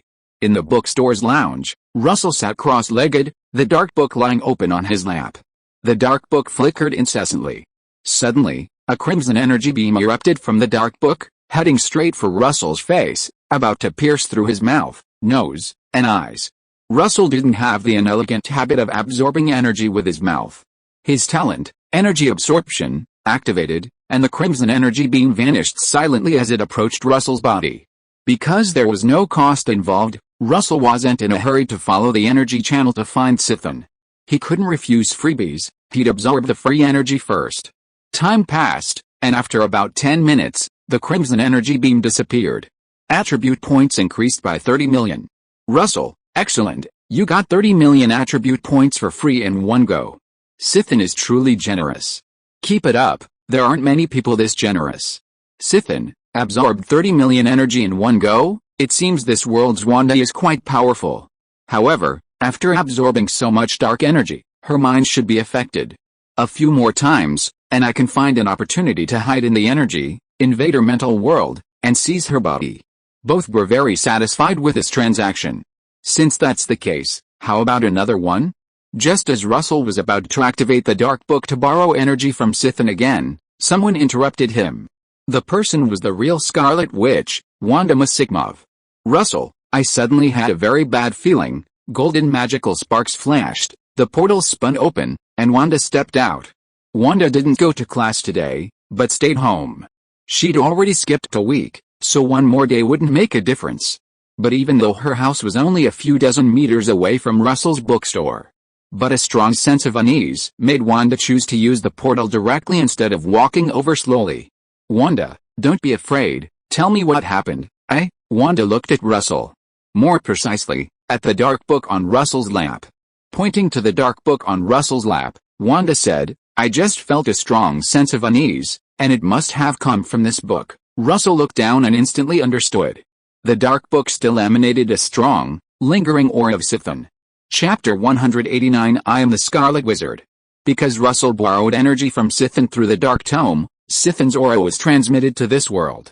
At such close range, Wanda sensed Sithin's aura and reacted instinctively. This reaction, however, was misinterpreted as unease. As a mage with mental strength far exceeding that of ordinary people, Wanda was very confident in her senses. After feeling a strong sense of unease, She decisively sought help from the strongest and most reliable person she knew, Russell. Pointing to the dark tome, Wanda asked again, "Russell, what is it? Why do I feel such a strong sense of unease about it, yet I can't help but want to peruse it?" This is the dark tome. It originates from the god of the underworld, Sithin. And Sithin might be the source of chaos magic. However, it's highly unlikely. Russell didn't have a godlike perspective. When his strength was weaker, he didn't know which version of chaos magic was the source. But when his panel advanced to the fourth stage, the ancient god level, Russell could sense that the essence of chaos magic was higher than that of the ancient god level. Therefore, the source of chaos magic shouldn't be the old god level Sithin. However, the two are still inextricably linked. The Dark Book has a separate chapter dedicated to the Scarlet Witch and chaos magic. Russell, after slightly modifying the information he knew and his plans, informed Wanda. In his revised version, he changed his reason for using the Dark Book to find Sithin from wanting to test his skills to prioritizing Wanda's safety and eliminating any threat from Sithin. "Russell, isn't this too dangerous?" "Wanda, this is for you." Just as Wanda was moved, Russell added, "Therefore, you must diligently cultivate and succeed me as the Sorcerer Supreme, protecting the real universe. That way, I can roam freely throughout a multiverse." After settling things with Wanda, Russell activated the Dark Book again, borrowing energy from Sithin. Although Sithin was confused as to why Wanda was borrowing energy again in such a short time, he generously agreed once more. In any case, the more energy Wanda borrowed, the easier it was for him to be corrupted, and the easier it was for him to possess Wanda's body and use it as a vessel to return to the real universe. After a few times, Sithin began to mix his own stuff into the energy. He mixed fragments of his soul into the energy and transmitted them together. Russell immediately discovered Sithin's little trick. However, in order to get more energy for free, Russell pretended not to notice and did not immediately erase Sithin's soul fragments. On the contrary, in order to avoid being discovered by Sithin, Russell deliberately kept some of Sithin's energy unabsorbed, using it as a container to store Sithin's soul fragments. As Russell used the Dark Book to borrow energy again and again, Sithin secretly transmitted his soul fragments over again and again. In a dimensional space, in a crimson energy pool, fragments of Sithin's soul continued to accumulate. When the number of soul fragments reached a certain level, stirring restlessly and about to begin piecing together to form a relatively complete split soul of Sidon, Russell opened another energy pool to serve as a container for storing Sidon's soul fragments. Russell had been constantly monitoring the number of Sidon's soul fragments, naturally not allowing Sidon to easily succeed in piecing them together. He planned to extract more from him a few more times. Ideally, he could continue extracting from him indefinitely. However, his good fortune didn't last long. When Russell opened the new energy pool, Sidon became suspicious. After transferring energy a few more times, Sidon confirmed his suspicions. He had been discovered. But so what if he was discovered? All that dark energy wasn't given away for nothing. The Scarlet Witch, having absorbed so much dark energy, no longer had control over her body. Within the dimensional space, Sidon's soul fragments rapidly gathered, forming a whole. And the crimson energy within the space moved according to Sidon's rule, forming an energy body tier. Breaking through dimensional space, Sithin appeared in the bookstore, looking towards the dark tome. A handsome young man in a plain white robe sat cross-legged. The dark tome lay open on his lap. This scene differed somewhat from Sithin's expectations. In his imagination, this young man in the white robe should have been a young woman in red. Although the multiverse was full of wonders, and a male version of the Scarlet Witch wasn't impossible, the information he received from Agatha Christie stated that the Scarlet Witch of this world was Wanda Maximoff, a young woman. Could Agatha Christie's information be wrong? No. The person before him possessed no aura of chaos magic. Moreover, there was no sign of being corrupted by his dark energy. "Who are you?" Coming to his senses, Sithin asked in a deep voice.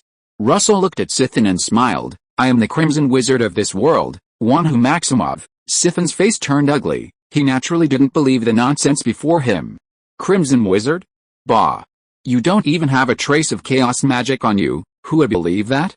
Since you don't want to say, then I'll see for myself." Sithin leaped forward, his energy body transforming into a crimson streak of light, rushing towards Russell. The extremely fast speed should have stirred up a gale, creating turbulent air currents that destroyed many pieces of furniture in the lounge.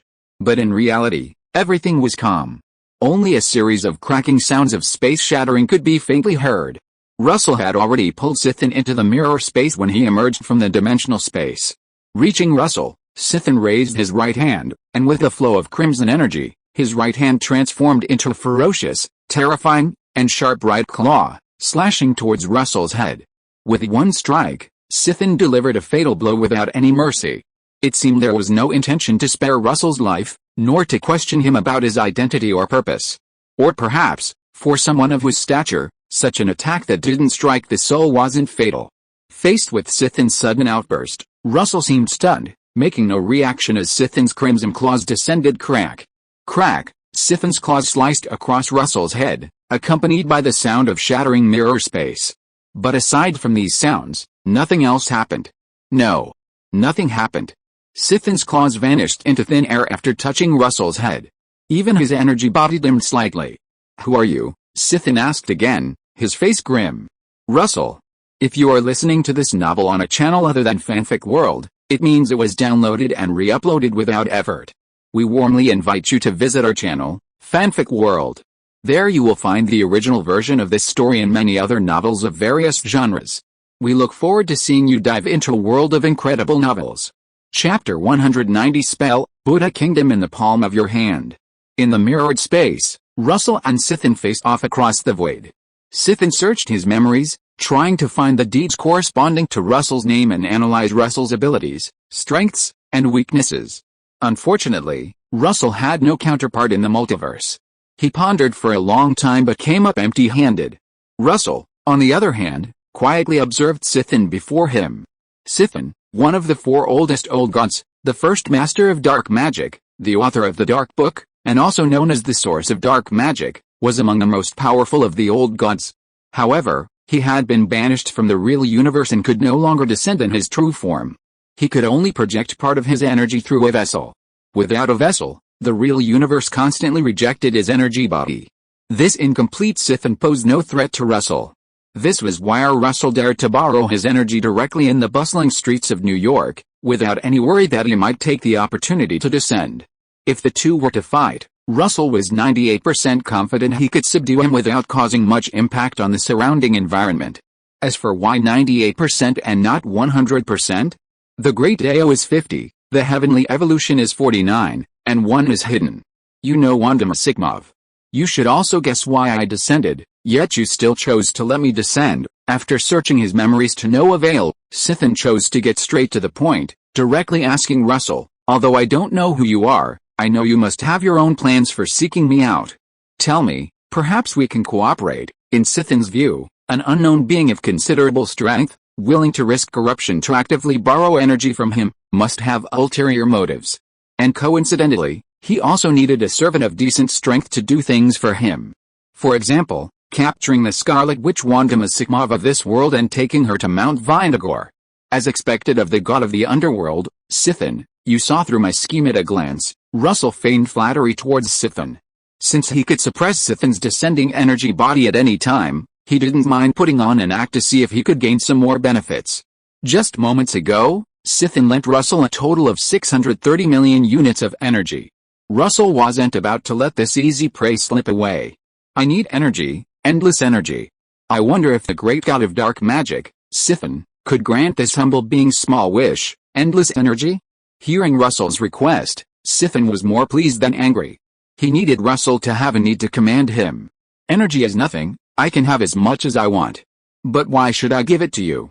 Or rather, what price will you pay for this endless energy, faith and loyalty?" Russell's expression turned serious, and he said righteously, "I am willing to exchange my faith and loyalty for the favor of the great god of dark magic, His Majesty Sithin, to grant me endless energy." Sithin chuckled disdainfully. He didn't believe Russell's empty promises at all. "Russell, your faith and loyalty are useless to me. If you want energy, offer something tangible. For example, your hair, how about that?" Russell refused. His goal was to get it for free, not to trade. Moreover, essentially, his hair was no different from the rest of his body, it was all part of his divine body. Russell would never trade his divine body for energy. Scarlet Witch Wandama Sigmov. Sithin, your goal is her. Isn't it? You want to use her to return to the real universe. I wonder how much energy she can get in return?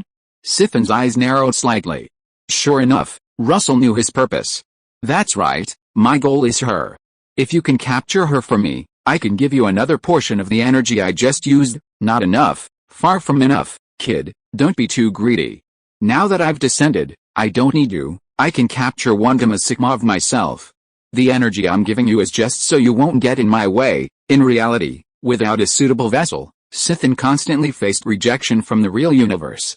He wasn't confident he could capture Wanda and bring her to Mount Vindigor before being expelled, thus completing the process of possessing her body and descending. Even with a vessel, Sithin's confidence was slim. After all, there are many in the multiverse who don't want Sithin to return to the real universe, and these people will definitely try to stop him if given the chance. However, in negotiations, one must ultimately find a way to gain the upper hand and not easily show weakness. However, Sithin may not know that Russell is not a negotiation expert. Or rather, he prefers action to words. Russell slowly shook his head, his palm outstretched and then cupped.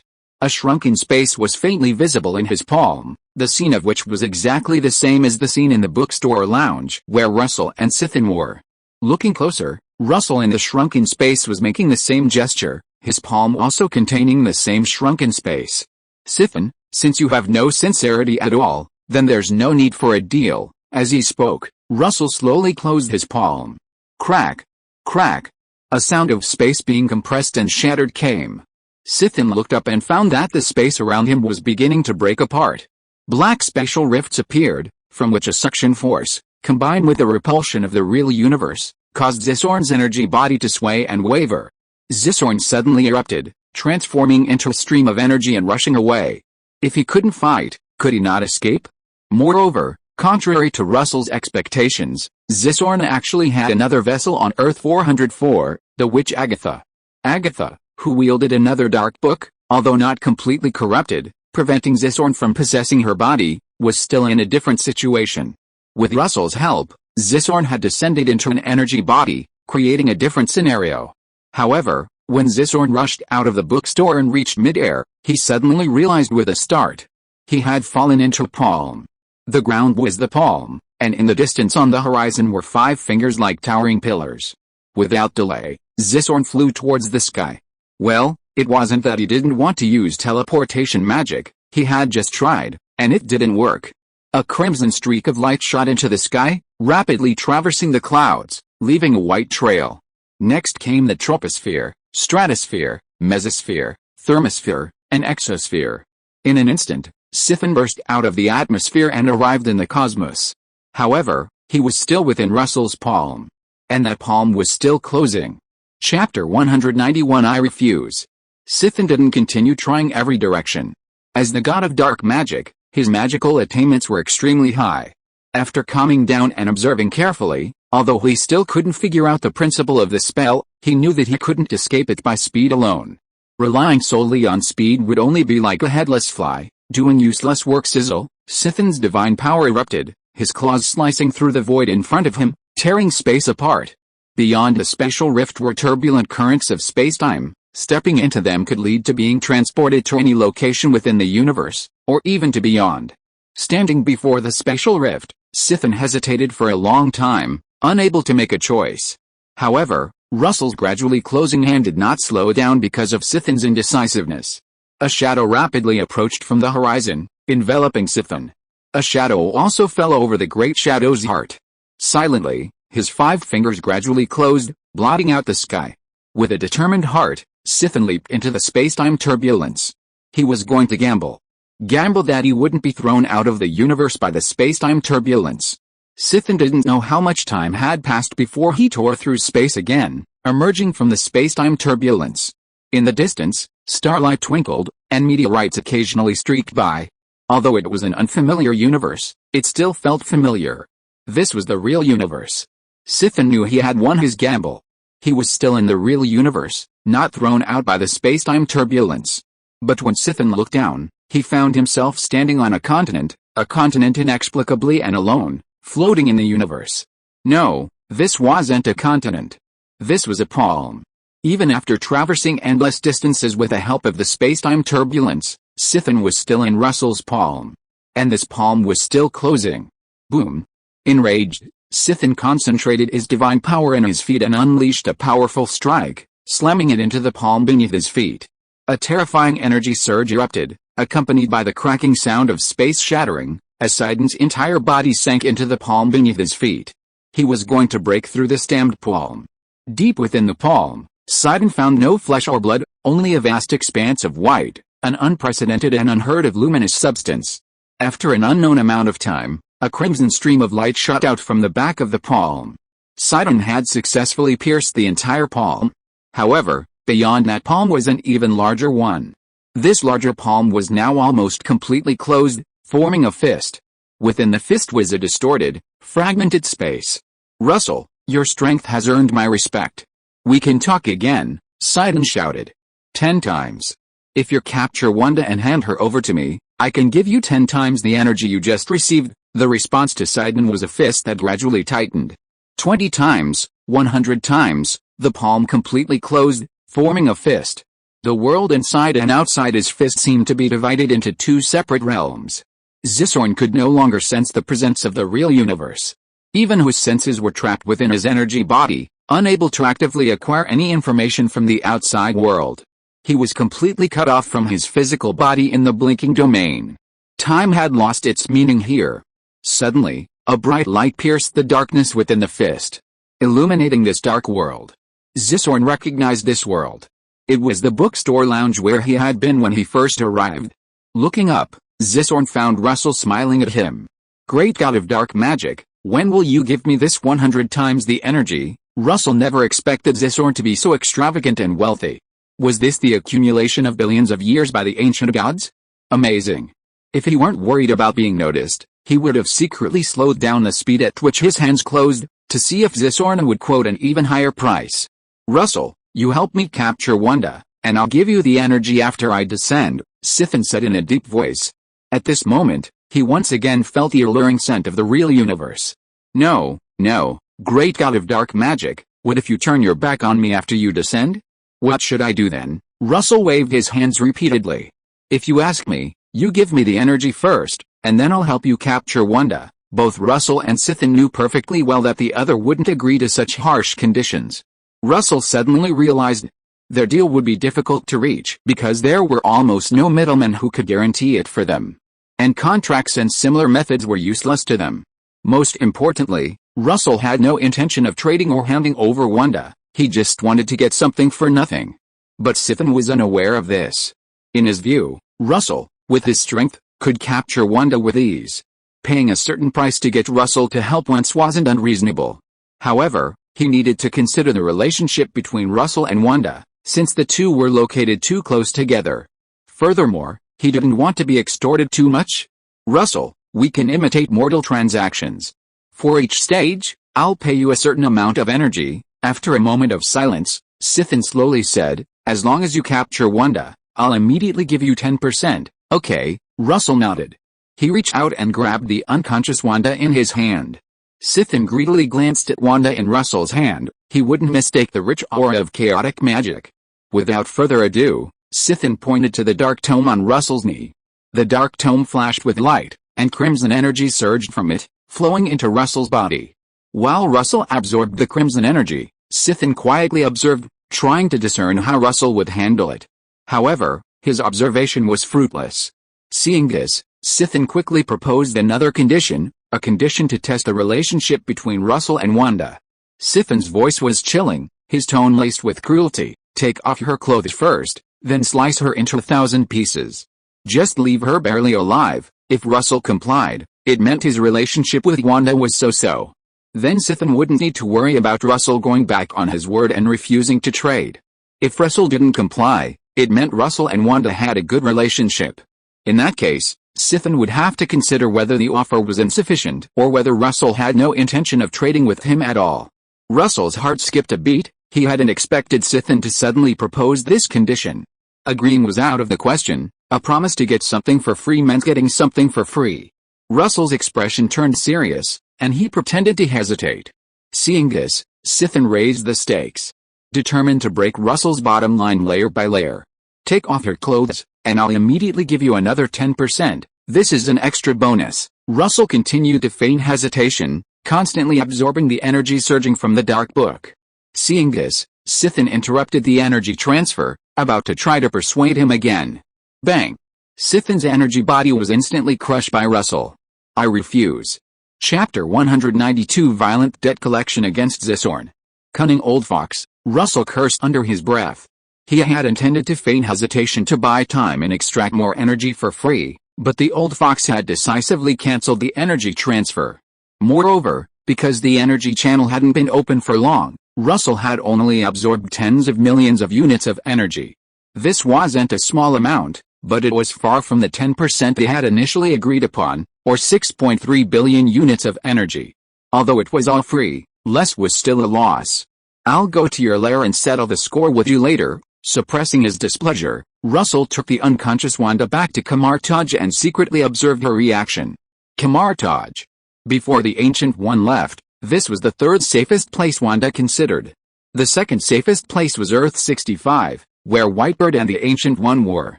Previously, after Wanda learned the source of her unease and Russell's plan, she had temporarily returned to Kamartaj under the guise of training.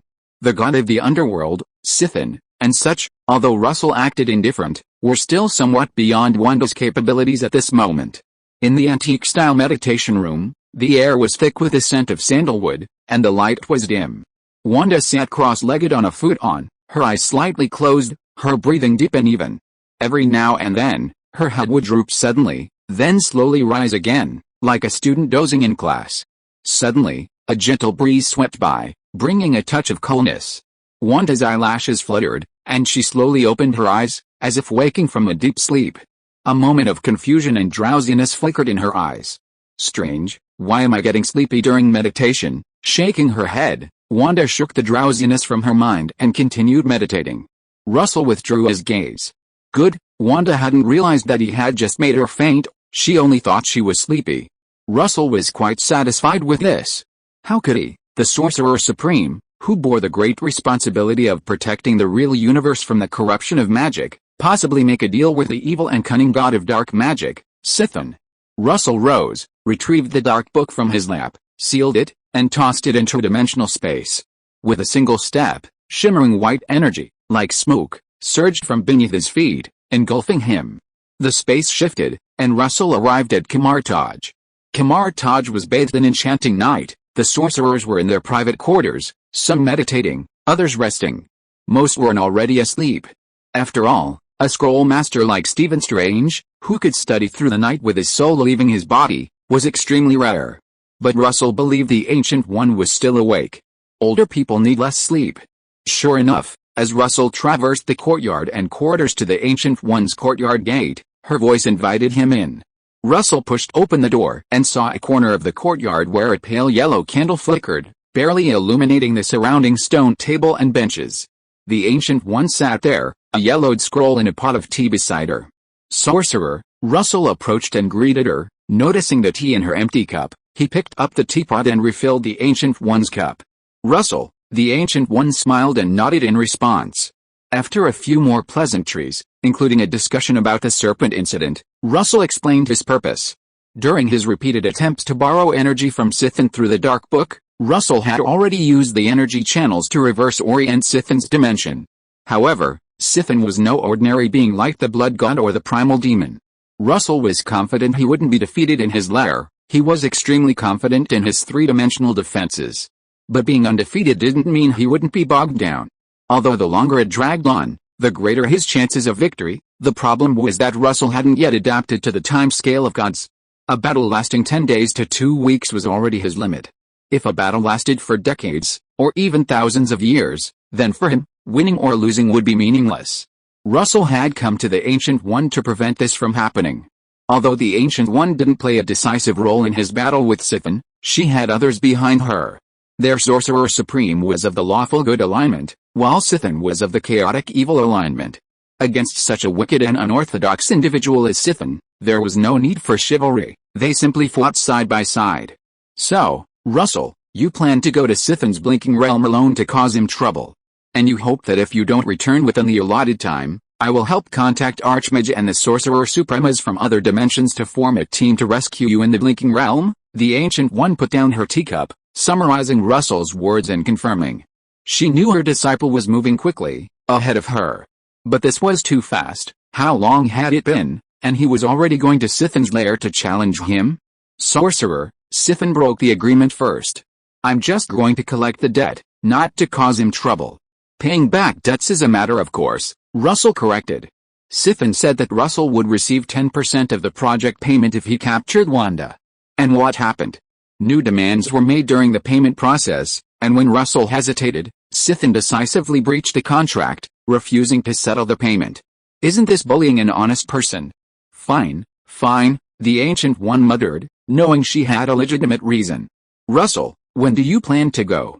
If you haven't returned to Earth 404 by a certain time, I will contact the founder, Agamotto, for you, Master. There's no time like the present, let's do it now." Russell formed a hand seal, simultaneously creating a pale green halo on both his wrist and the Ancient One's wrist. These two halos are interconnected. Every 10 days, you, Sorcerer, will activate one of the halos to remind me that my time is up. If nothing unexpected happens, after you activate the halos for the first time, I will try to leave the Blinking Realm and return to the real universe. If I activate the halos, it means I'm in trouble and can't leave, and I need you, Ancient One, to send someone to rescue me. Russell wasn't sure about the approximate time flow ratio between the Blinking Realm where Sidon was located and the real universe. To avoid a battle lasting decades, Russell set a standard time for himself, 10 days in the real universe. He would use 10 days as a cycle, deciding whether to continue fighting or call it quits based on the actual situation. After explaining how to use the halos to the Ancient One and leaving a letter at home for Gwen explaining the reason, Russell opened the portal and stepped into Sidon's Blinking Realm. Confident in his own power, Sidon's Blinking Realm was always open, welcoming everyone. As long as one had the coordinates, one could enter directly through the portal. For countless years, Sidon's Blinking Realm had never lacked visitors. Most of them came to borrow power from Sithin. As the god of dark magic, Sithin was both feared and revered by countless dark mages. Today, this shimmering realm, existing for countless ages, welcomed an uninvited guest, Russell. He had come to collect a debt from Sithin. A vast, desolate wilderness shimmered with a shimmering white light as Russell emerged. Looking around, he discovered an ancient temple forgotten by time in this barren wasteland. Although countless visitors had come to the shimmering realm over the countless years, on average, only one in many years could reach the vicinity of Sithin himself. Therefore, the temple's abandonment was not surprising. Russell looked towards the temple. Its walls were weathered and covered in moss. A raging fire burned on the stone walls, while the moss was frozen solid. In the flames, the frost on the moss thickened continuously. This was a phenomenon that defied the laws of physics, yet it was ubiquitous in this shimmering realm. Before the ancient temple, a tall, strange figure with crimson skin and two horns stood on the stone steps. The figure wore only a red cloak that billowed without wind, his naked body radiating a scarlet glow. Seemingly sensing Russell's gaze, the figure turned to look at him, their eyes meeting. Madness. Loneliness. Destruction. Incomprehensibility. Countless negative emotions, the instant their gazes met, attempted to rise from Russell's heart and flood his mind. However, these negative emotions were utterly powerless against Russell's will, and with a sweep of his divine power, they vanished completely. "Russell, how dare you?" A strange light flashed in the figure's eyes as he called out Russell's name. "Sissin, pay up," Russell retorted bluntly. Silence. Faced with Russell's preemptive strike, Sissin was momentarily speechless. Sharp-tongued, Sithin chuckled dismissively, remaining calm and unperturbed. It seemed he wasn't the one Russell had previously crushed one of his clones. "Since you've come to collect a debt, I'll give it to you," Sithin pointed to the sky, gesturing for Russell to look up. One moment, the sky was clear and cloudless. The next, 5 enormous dark clouds rapidly descended from the horizon, blocking the sunlight from Russell's head and casting shadows. Moreover, these 5 clouds continued to press down, as if the entire sky itself was pressing downwards. Simultaneously, the soil churned, and the earth seemed to swirl upwards, pressing down on Russell. As the clouds pressed down, more details emerged. Fingerprints, the keratinocytes within the fingerprint crevices, the details within those keratinocytes. What was pressing down from the sky wasn't 5 dark clouds, but 5 fingers. And what was swirl upwards wasn't the earth, but 5 fingers. As for Russell, the ground beneath his feet had somehow transformed into Sithin's palm. Although Sithin appeared calm on the surface, it was clear that Russell's palm of Buddha had left a deep impression on him. Therefore, now that he was on his home turf and could unleash his full power, he intended to retaliate with a similar move. However, Russell was not Sithin, he was bound within the blinking domain, only able to unleash his full power within it. Outside the blinking domain, his available energy and strength plummeted.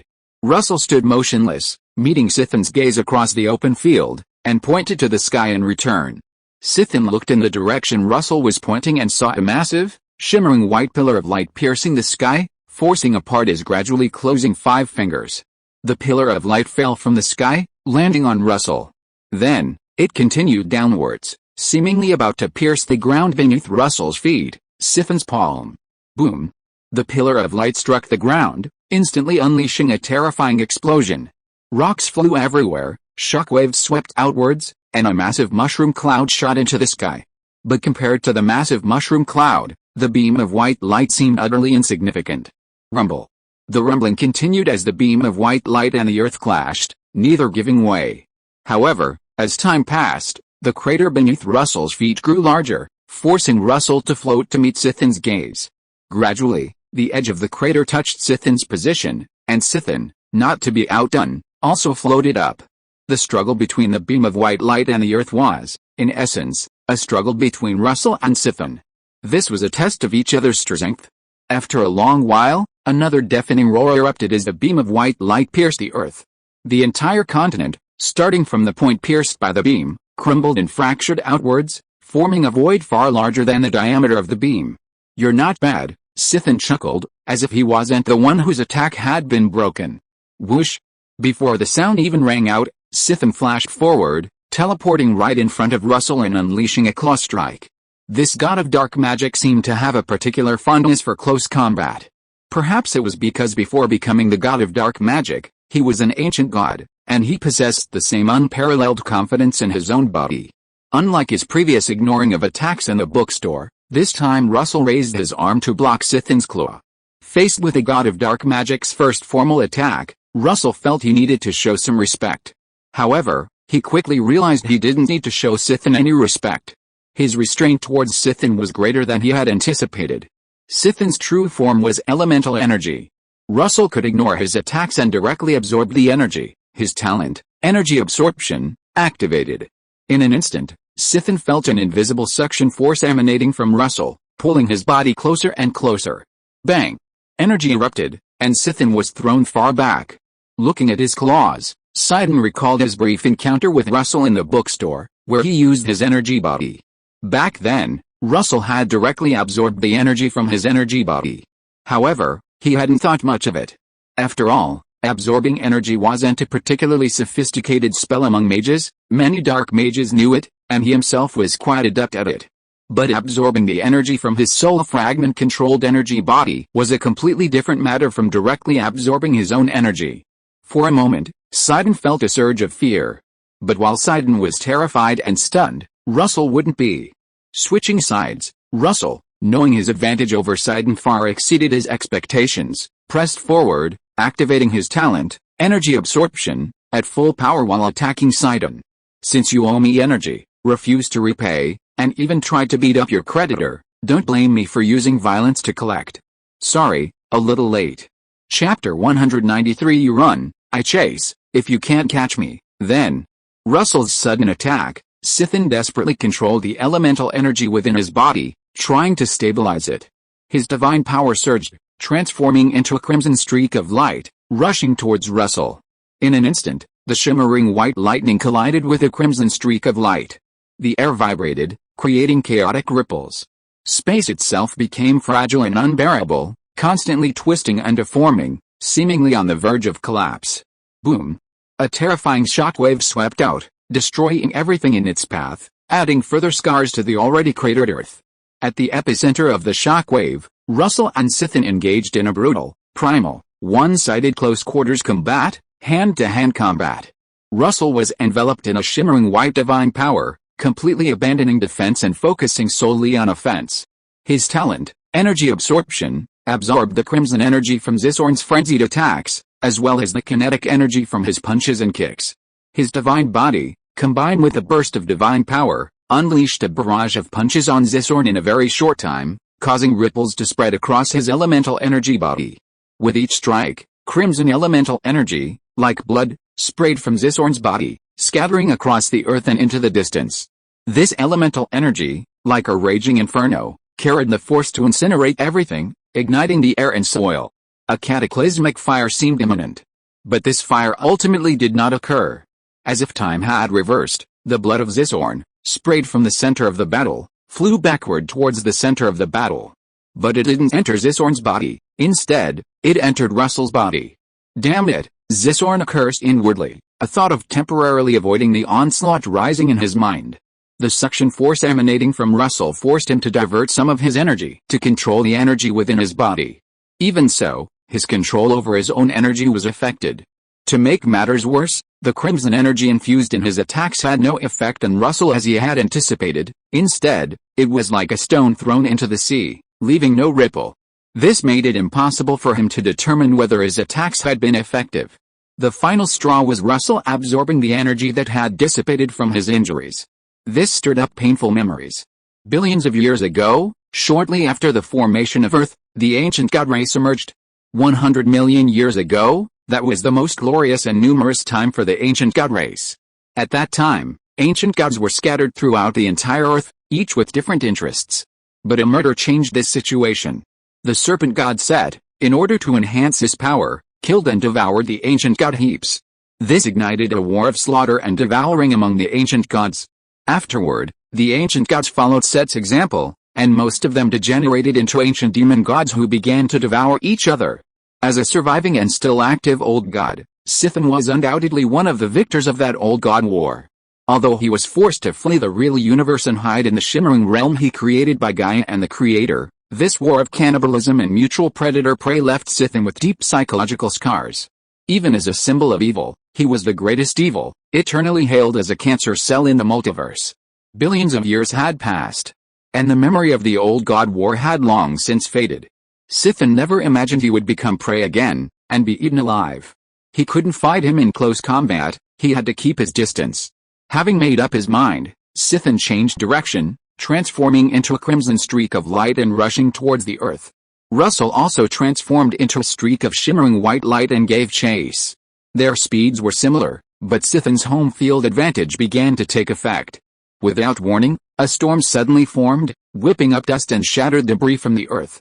Enveloped by an endless gale, rubble exploded like bombs, and air itself became sharp blades, blocking the path of the shimmering white light, determined to halt Russell's pursuit.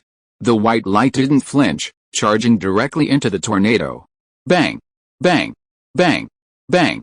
The gale and rubble bombarded the white light, but couldn't budge it, not even slowing it down or changing its direction. They only exploded into wisps of gray fireworks. One after the other, the white light continued its relentless pursuit of the crimson light. The distance between them didn't widen, instead, it gradually closed. In reality, Sithin was slightly faster than Russell, but Russell's talent, energy absorption, significantly slowed him. The next instant, a ripple spread, and the crimson light disappeared into the earth without causing a ripple, as if it were air, not earth. In a mere instant, the crimson light vanished from Russell's sight. The next instant, a streak of shimmering white light crashed into the earth. Boom! The air suddenly tightened, and an unstoppable, terrifying force descended from the sky, destroying mountains and rivers, and a massive mushroom cloud rose rapidly. The earth trembled violently, only slowly calming down after several breaths. He waved his hand, scattering the debris and dust that had been sent flying into the sky by the previous impact and was now falling back down. Russell frowned, scanning the entire area, but couldn't find any trace of Sithin. It seemed Sithin had already hidden within the earth, trying to use it to block Russell's view. Activating his energy perspective, Russell scanned the entire area again, paying particular attention to the ground beneath his feet. Under Russell's energy perspective, the earth could no longer obstruct his vision.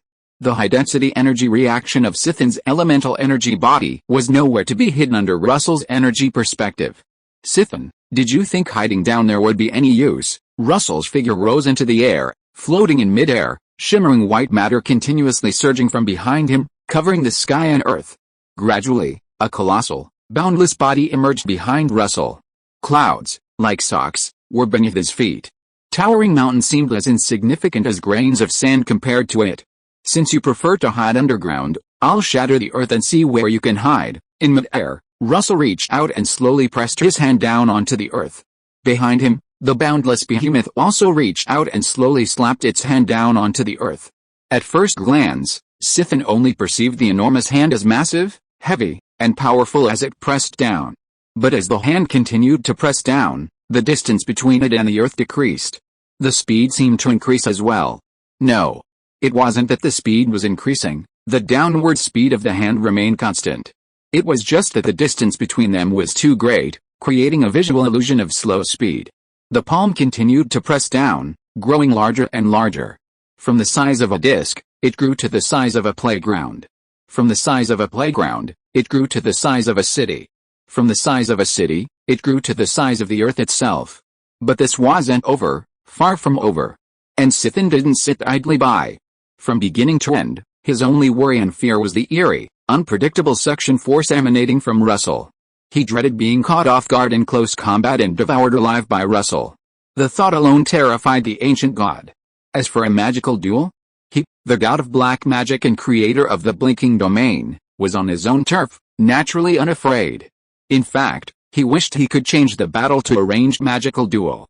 A mage should act like a mage. Close combat was beneath him. Rumble.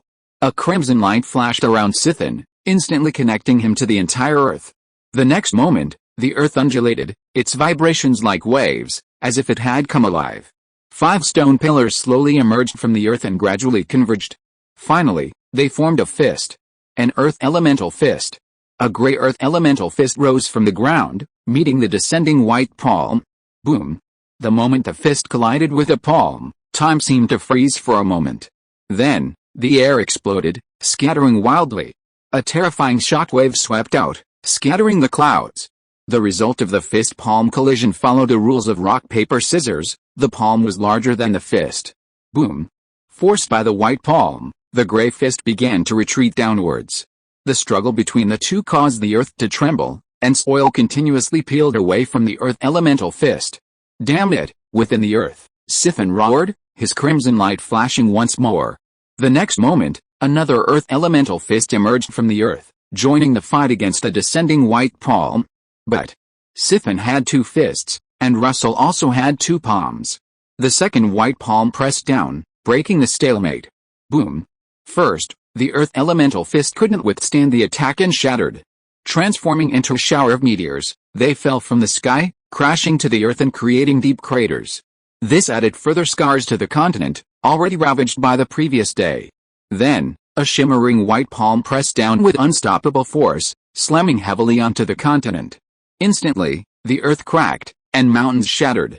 This boundless, endless continent, under the pressure of the white palm, began to disintegrate from its center into countless fragments, falling into the void below.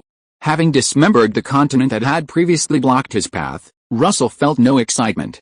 Sithin had escaped again. Although this continent was virtually boundless, many times larger than Asgard, equivalent to the surface of a planet unfolded, the shimmering domain extended far beyond this single continent. Russell transformed into a streak of white light, chasing after the direction Sithin had disappeared in. Soon, he arrived before a planet whose surface was covered in frost, while its atmosphere burned fiercely. This was Zisorn's new hiding place. Russell gazed into the distance of the blinking realm, observing countless scattered points of light, symbolizing continents or planets. Zisorn, as long as you pay me back, I can forgive and forget and leave immediately. Russell was met with a cold laugh and a planet hurtling towards him. Russell knew he couldn't defeat the fleeing Zisorn, and had also tested his approximate strength, hoping to extract some energy from him before leaving. Zisorn also knew that, with his home field advantage, Russell couldn't harm him. Therefore, he had no need to cede territory or pay reparations. As for whether the damage to the blinking realm from their battle would exceed Russell's claim, Zisorn didn't care. His pride was more important than these losses. Besides, he had been trapped in the blinking realm for many years and hadn't had a proper workout. Having someone to keep him company wouldn't be bad. At the very least, the main parts of these shattered continents and planets were still within the blinking realm. With time, they could be restored. Boom. With a single blow, Russell shattered the oncoming planet, and Sithin vanished once more. However, this time Russell didn't pursue Sithin. Russell had figured it out. Energy was everywhere in the blinking domain. Sithin liked to hide, so let him hide. Getting the energy was the priority.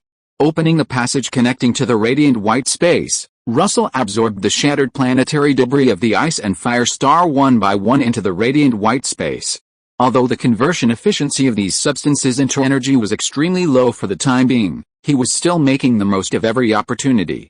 As long as Sithin didn't come out voluntarily, Russell kept moving things from his blinking domain into the radiant white space until his blinking domain was empty. The substances in the blinking domain, after a brief resistance, were quickly converted into streams of radiant white energy upon entering the radiant white space. Russell's eyes lit up. What is a surprise? A surprise is, the substances in the blinking domain weren't actually matter, but elemental energy. However, under the special rules of the blinking domain, this elemental energy didn't exhibit its elemental aspect, but rather its material nature. This misled Russell. So, Russell completely abandoned his pursuit of Sithin and became a miner. No one could stop him from mining. No one. In the distance, Sithin, who had been watching Russell intently, suddenly changed his expression. Just as Russell began moving the matter from the blinking realm into his luminous white space, waves of excruciating pain surged from the depths of Sithin's soul. The next moment, Sithin's wailing echoed throughout the entire blinking realm and hundreds of nearby dimensions. Damn it! Damn it! Damn it! Sithin cursed, flying towards Russell's location. His relationship with the blinking realm was more than just creator and creation. As one of the victors of the Old God War, Sithin's power was greatly enhanced by devouring other old gods. But he couldn't freely control these external forces. And the result of not being able to control power at will was 1 + 1 2. Therefore, he combined these external forces with himself to create the blinking realm, attempting to completely control these forces. Sithin succeeded, and he failed. The blinking realm became his haven from Adam's pursuit. It also became a prison, preventing him from returning to the real universe. In a sense, the blinking realm was himself. This was the fundamental reason he couldn't escape it. How can a person truly escape themselves? What Russell was doing now was akin to cutting flesh from Sithin and then eating it on the spot. Chapter 194. You know nothing about my power. Centuries are changing. This is a challenge launched by new gods against ancient gods, a struggle destined to be fraught with danger and suspense. Does the wailing of Sithin symbolize, shut up, you two? Are you trying to kill us, within the shimmering realm, among countless faintly glowing stars, on an inconspicuous little hill on an unremarkable planet? 5 observers dressed in priestly robes stood upright, their eyes fixed on the fierce battle between Russell and Sithin in the distance. One of the observers, familiar to Russell, was reprimanding another, Uatu, whom Russell didn't recognize but whom Whitebird's Ancient One might know. It's better if Russell hears us, he can at least pay a price to avoid disaster. But if Sithin hears us, we'll all die here, all because of your loose tongue? Then why did you bring up their names? Stop arguing, just watch quietly. Even during this brief argument, the 5 observers' eyes remained fixed on Russell and Sithin on the battlefield, unwilling to miss a single detail. Some people go to the cinema but don't watch the movie, just playing on their phones. That's because they only need to pay for a ticket. Of course, it could also be that the movie is terrible. The 5 observers risked their lives to watch and record this battle between the new and old gods. Naturally, they wouldn't let their attention wander for a moment. I must say, you guys are truly the most competent war correspondents in the multiverse, you big-headed dolls. A voice suddenly rang out beside the observers. The observers' fears came true. Because of Uatu's loose tongue, they were discovered. But fortunately, it was Russell, not Sithin, who discovered them. 2 billion energy per person, 5 people equal 10 billion energy. Leave the blinking realm and give it to me, don't forget. Otherwise, after greeting the 5 observers, Russell turned his gaze to Sithin, who was charging towards him. Sithin had lost his initial elegance, his entire demeanor had become manic and evil. What, not dodging anymore? You've completely enraged me, you scum. Zisorna's eyes were bloodshot, not from anger, but from the crimson energy surging within him, filling his entire body. It poured out from every pore, disappearing into the void, seemingly connected to the entire shimmering realm. You know nothing of my true power. I will tear you apart, devour you alive, skin and bones, altogether. Zisorn's tone was chilling. As his words fell, the stars and continents within the shimmering realm began to tremble, emitting various colors of light. The only thing they all shared was a crimson hue mixed within the light emanating from each planet and continent. This crimson hue acted like meridians, connecting the planets and continents into a single entity. No, Sifin, I know your power well. Don't forget the Dark Tome. You wrote it yourself, the Dark Tome about your understanding of dark magic, and I've been studying it for months. I know almost everything about your power. Russell carefully sensed the danger and, after confirming there was no alarm in his senses, calmly retorted to Sifin. As long as the danger sense didn't activate, Sifin's roar was just impotent rage in his ears, posing no threat whatsoever. I wrote the Dark Tome countless years ago. Do you think I've been standing still all these years? A magic circle, with a void as its canvas, stars as its nodes, and various colored energies as its lines, was drawn and formed. Russell was at the very center of the circle. The moment the circle formed, immense pressure descended upon him. Russell remained unmoved, his danger sense not activating in the slightest, still showing Sifin no respect. However, following Russell, the boundless, infinitely larger than stars, humanoid avatar of pure white light began to flow and deform under the pressure. The lines and contours of the entire avatar's surface blurred considerably. Hithan, the god of the underworld, please enlighten me. Russell picked up a fragment of ice and fire that had been broken earlier and threw it into the pure white space. Sizzle Russell himself provided the sound effects. Like ice being poured into hot oil, after a moment of resistance, the star fragment melted and turned into pure white energy. Trash, under the stinging pain from his soul, Hithan was enraged, and the stars and continents around him all emitted light. Crack crack, the space where Russell was located twisted and deformed, collapsing inward, and the omnipresent immense pressure suddenly intensified. Under this immense pressure, the original star fragment exploded and turned into dust and powder. The dust and powder exploded again, turning into even smaller molecules and atoms. And these molecules and atoms could not survive under this terrifying pressure, and were crushed into even smaller units, until it was completely reduced to nothingness. Is this your true power, Sifin? Russell retrieved the collapsed, shimmering white matter back into his shimmering white space. His divine body began to emit a shimmering white light, not to resist the terrifying pressure, but because his clothes were completely destroyed, leaving him naked and needing the protection of holy light. Russell hadn't forgotten that in the dark corners, 5 large-headed dolls were secretly watching. Sifin didn't respond, only silently increasing his power. But no matter how much he increased his power, Russell remained standing there, unmoved, as if nothing had happened. Sifin knew Russell possessed a special ability to absorb energy, making energy attacks mostly ineffective against him. Therefore, he didn't use energy-based spells. He also worried that using physical attacks, like throwing planets at him before, would be like throwing meat buns to a dog, a complete waste. In conclusion, most of Sifin's methods were useless against Russell. He didn't actually have as many methods as he had anticipated. He could only use this force field-like method to launch a non-contact attack on Russell. However, energy is conserved. Whenever work is done on an object, a corresponding change in energy occurs. The next moment, something happened that left Zisorn dumbfounded. The energy consumption to maintain his force field suddenly increased dramatically. This wouldn't be unusual. Energy doesn't disappear without a trace, it simply transforms from one form to another. As long as this energy remained within the blinking field, it wouldn't be considered a consumption for Zisorn. But, this energy vanished into thin air, from Zisorn's perspective. The total energy within the blinking field also decreased again. Impossible.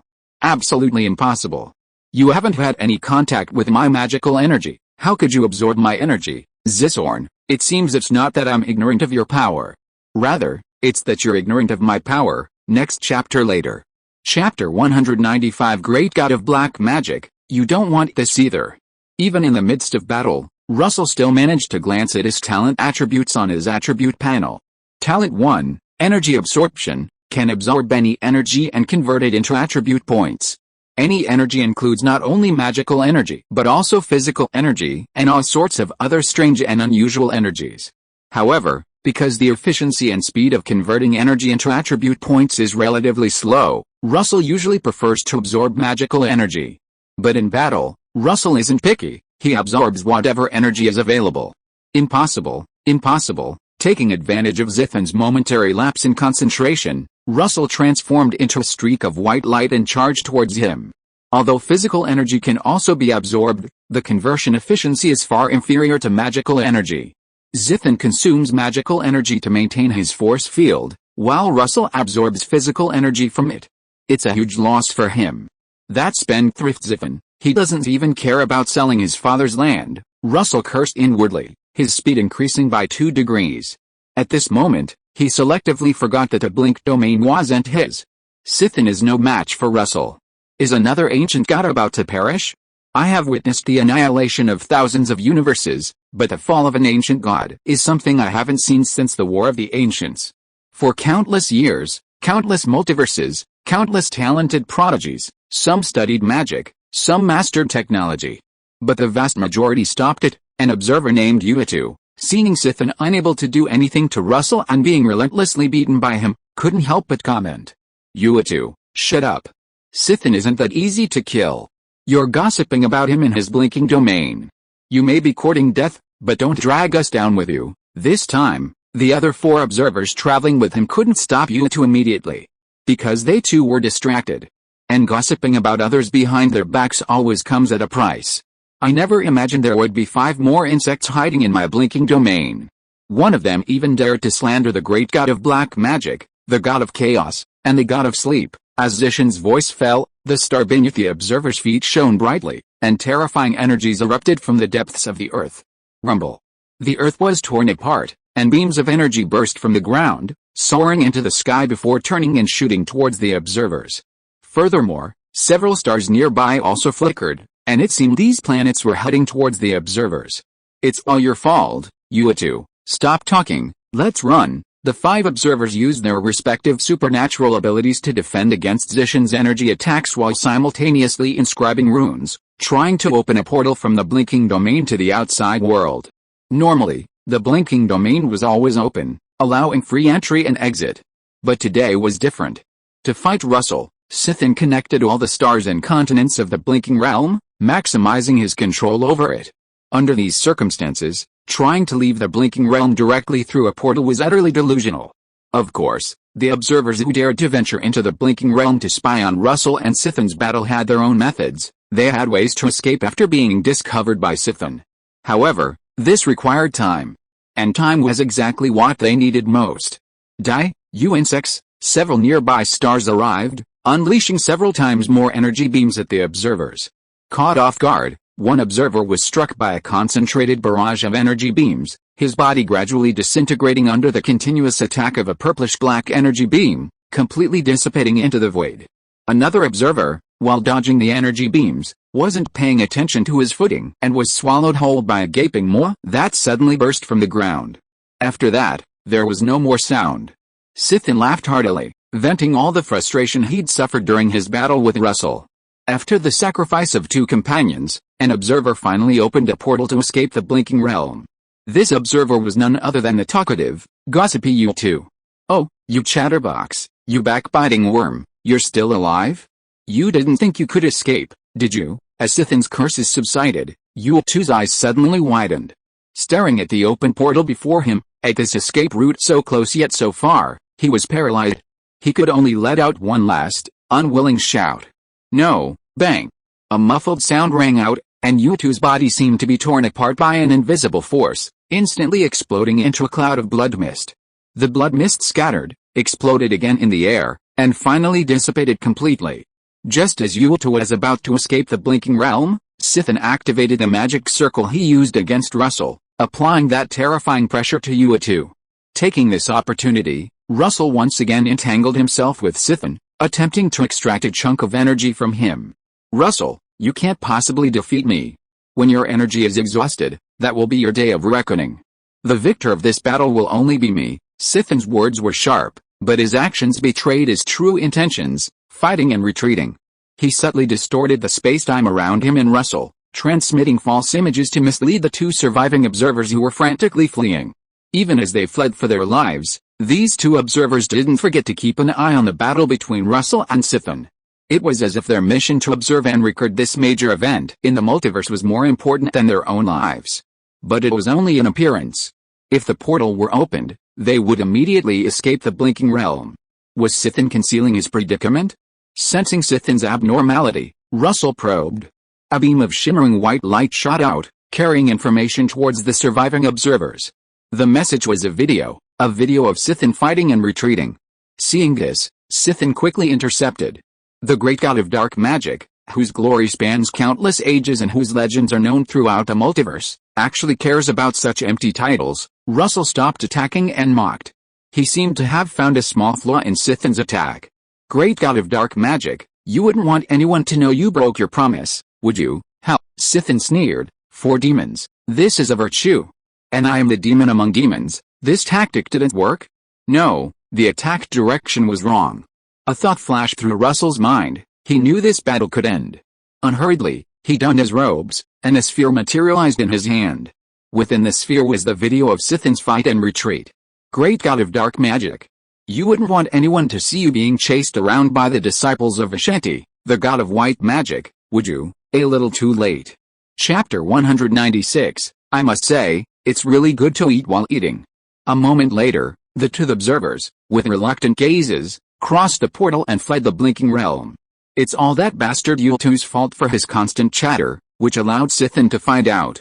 Otherwise, we could have witnessed the entire bloody battle between the new gods and the ancient gods. The two surviving observers were furious at the thought that Yultu had prevented them from seeing the whole battle between Russell and Sithin. In their eyes, the battle between Russell and Sithin was already reaching its climax. The battle between the two gods was even about to obliterate the blinking realm. The last thing the observers saw was that the starry sky was divided in two.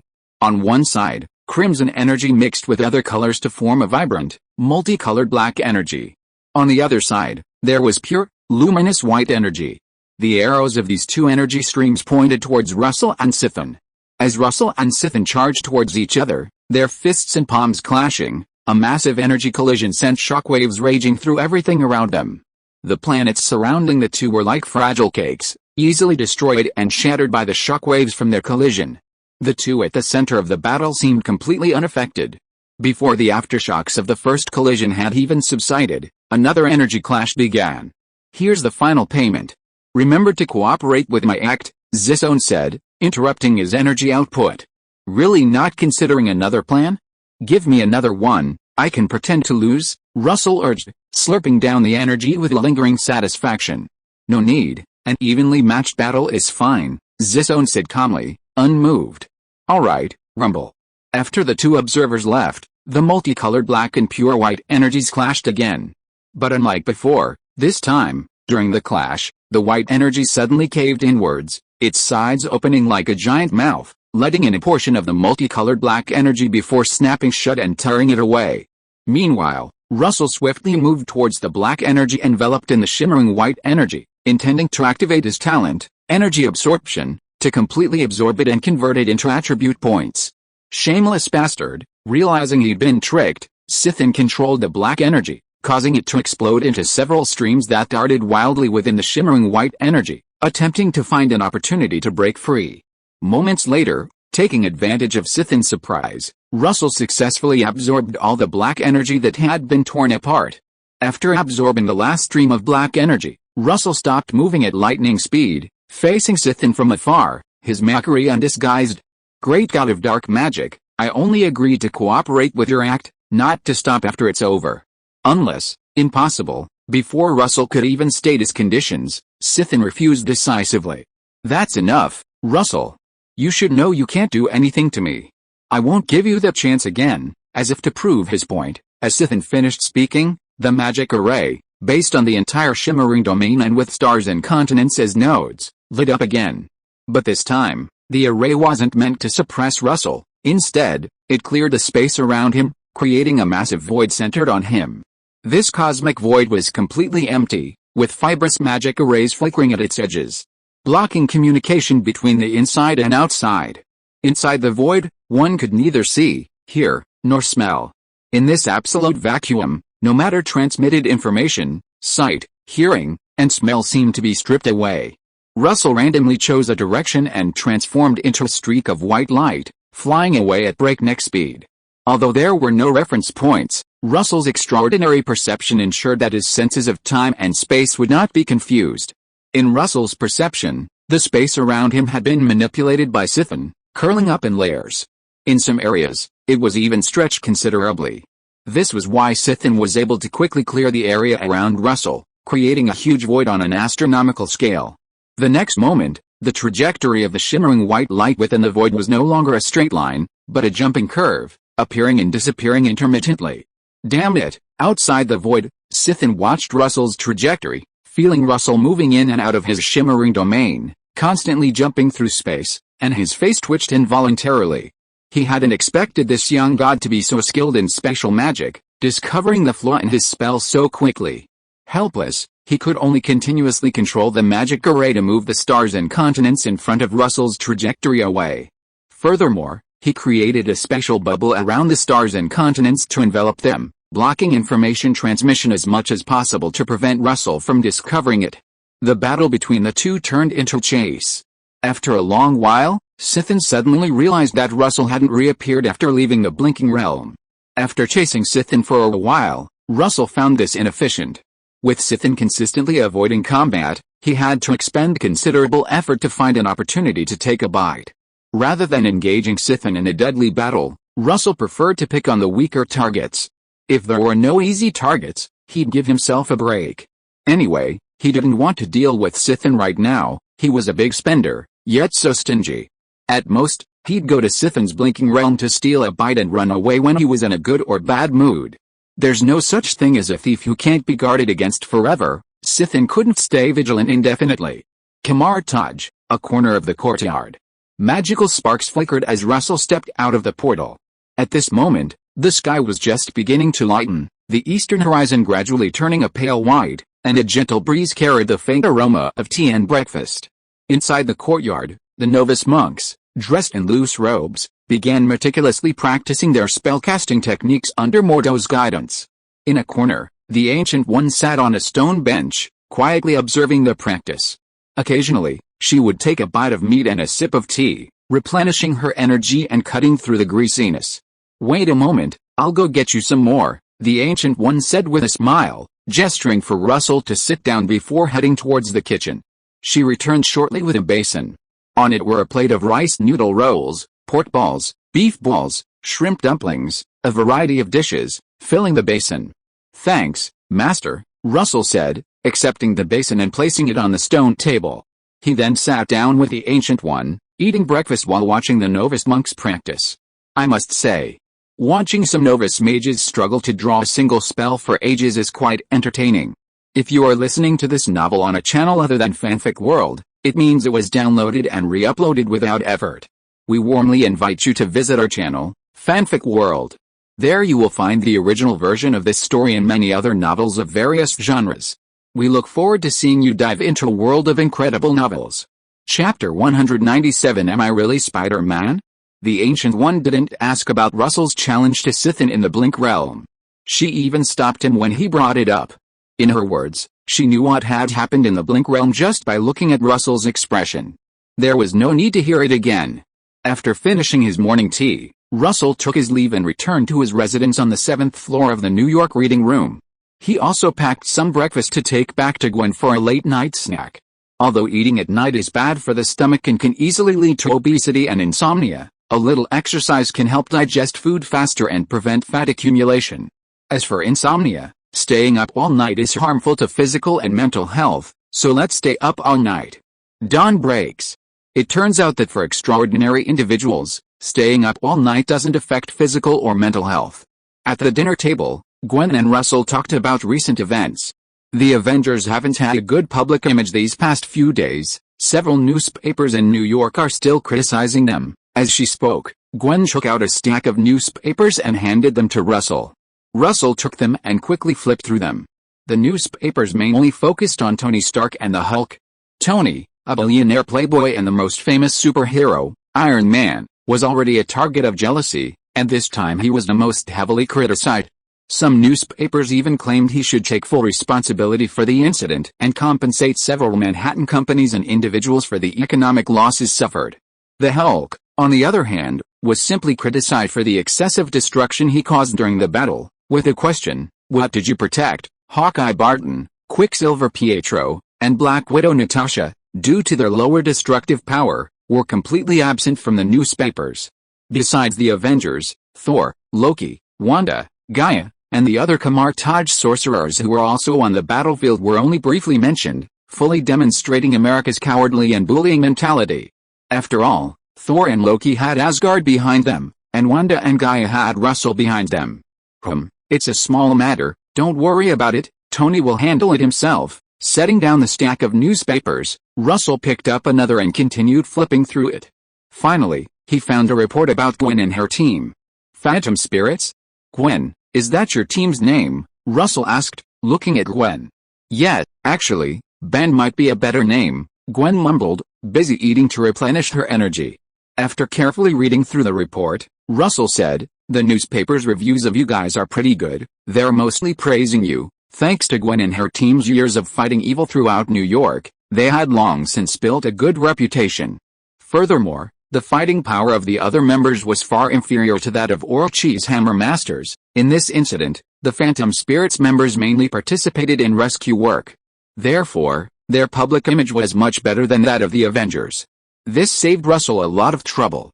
Tony's problems were his to handle. Russell wouldn't interfere unless someone died.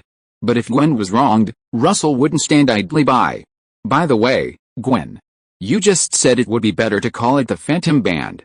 So, are you guys ready to perform? Yeah, this Sunday. Which is tomorrow. Gwen put down her knife and fork and extended an invitation to Russell.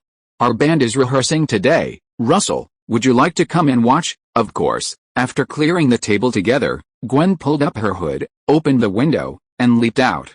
In mid-air, her web shooters shot out webs, which swung into the distance. Only a voice remained, echoing from afar. "Follow me." Russell went to the balcony, his figure flashing into a streak of white light as he soared into the sky, hanging far behind Gwen. Spider-Man never takes the usual path. A moment later, the two arrived at a park in the suburbs. There were only 2 or 3 pedestrians jogging in the park, and no electronic devices were visible. It didn't seem like the venue for a band performance the next day. "Hey, Russell, what brings you here?" Suddenly, the air trembled where the voice came from, and several figures suddenly appeared. It was Aaron who greeted Russell. After greeting him, Aaron introduced the remaining members to Russell. They were all members of the Gwen Stranger Band: Daredevil, Matt Murdock, J-Girl, Jessica Jones, Wonder Man, Luke Cage, Iron Fist, Danny Rand, and the new member, Mysterio, Quentin Baker. Mysterio is our team's special effects artist. He's skilled at using high technology to create incredibly realistic illusions. The reason we can rehearse here undetected is thanks to his illusions. In fact, besides creating incredibly realistic illusions, Mysterio is also adept at creating hallucinogenic chemical gases. The combination of these two techniques is what truly makes it difficult to distinguish between reality and illusion.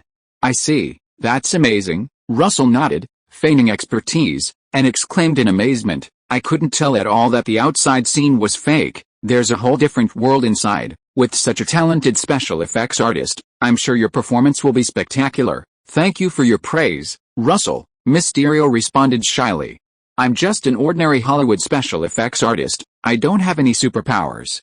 I'm very fortunate to be part of this team of extraordinary individuals." Although he was middle-aged, Mysterio still acted like a young man, shy and humble. But Russell wouldn't be fooled by his appearance. On Earth 199,999, he would be a formidable adversary for Spider-Man, completely outmaneuvering him. He would even steal the legacy Iron Man left for Tom Holland's Spider-Man.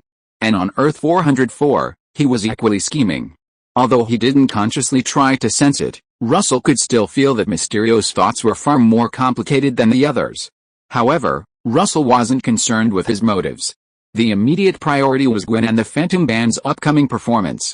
Anyway, Mysterio couldn't cause much of a stir. At most, he'd cause some damage in New York. As long as Earth didn't explode, it was fine. Even if Earth exploded, as long as the universe didn't completely collapse, it would be a minor issue. However, Russell, Looking at Mysterio, suddenly felt a surge of excitement, thinking to himself, why do I always seem to run into Spider-Man's adversaries? Am I really the Spider-Man of Earth 404, first the Vulture, then Mysterio? If this happened a few more times, Russell would have encountered every Spider-Man villain in the Earth 404 universe. Afterwards, the Phantom Band members began rehearsals, preparing for tomorrow's performance. They were determined to put on a grand, perfect show, inspiring the citizens of New York City, who had suffered attacks after the Battle of New York and the Manhattan Incident, and restoring their faith in life. Chapter 198 The Superhero Registration Act. Inside the lobby of the United Nations headquarters building on the east side of Manhattan, New York City, a press conference was underway. A young black man stood ramrod straight before the microphone on the stage. His gaze was resolute, and his voice was steady and powerful. On behalf of the people of Wakanda, I thank the warriors who defeated Serpent King, for avenging the people of Wakanda. The past catastrophe caused immense suffering to the people of Wakanda. People in Paris, France, and New York City also suffered attacks. However, we will not be deterred by misfortune, we will strive to make the world we want to be a better place. The man on the stage was T'Challa, the new king of Wakanda and one of the greatest victims of the Serpent King attack. With each word T'Challa uttered, the flashbulbs of reporters went off frequently. The world today has entered the supernatural age. Superhumans are constantly emerging, and supernatural events are constantly occurring. Secular laws are insufficient to restrain them. Therefore, I propose a trial of the Superhero Registration Act. In short, the Superhero Registration Act is a law specifically designed to regulate superheroes. The bill requires all superheroes to register, disclose their identities to the government, become government officials, subject to government and law, and serve the government. They must also undergo special training before being certified to perform their duties. T'Challa's speech ended with thunderous applause, a testament to the approval of officials and ordinary citizens from various countries. However, a closer look revealed that the representatives of the 5 permanent members of the UN Security Council only offered token applause. The 5 exchanged glances and decided to hold a smaller meeting after the main conference. In a modest, unassuming conference room, the 5 representatives, along with their teams, entered one after another. What are your thoughts on that bill? The representative from the United States began. I think this bill is good, the representative from the United States of Law echoed. But what about that God among men, Russell? The representative from the United Kingdom of Handsome reminded them. The United Kingdom of Handsome, with a land area of 244,100 square kilometers, was smaller than the 378,000 square kilometers of the United States of Sakura. That man who could sink Sakura Island could sink England, Scotland, Wales, and Ireland. The representative from the United States felt a chill run down his spine at the thought of the hundreds of millions of Japanese people now living in exile. He didn't want to become a traitor to his country. We must first find out his opinion, but who will contact him? I heard that SHIELD, a subsidiary of the World Security Council, has a good relationship with him. Why don't we have SHIELD contact him and ask for his opinion? Seconded, X3. The representative from the United States, SHIELD has been disbanded. Is the person who contacted him still alive? If so, let him go. Just a few blocks from the United Nations headquarters, there was a newly built Kamartaj building, belonging to the Kamartaj Sorcerer Group. Its main business was handling alien warship wreckage, while also handling some of the Kamartaj Sorcerer's worldly affairs. The CEO was concurrently held by the Kamartaj librarian, the Arcane Master Wang. The COO was former SHIELD Director Phil Kelson. In reality, Wang basically didn't handle anything, spending most of his time at Kamartaj reading. The work of the Kamartaj Wizards Group was mainly handled by Kelson and the agents he brought from SHIELD. Therefore, Kelson's work was extremely busy, involving several phone calls every day. One day, Kelson received a peculiar call. This call was from his former boss, Nick Fury, and had nothing to do with his current business. This isn't appropriate, Fury.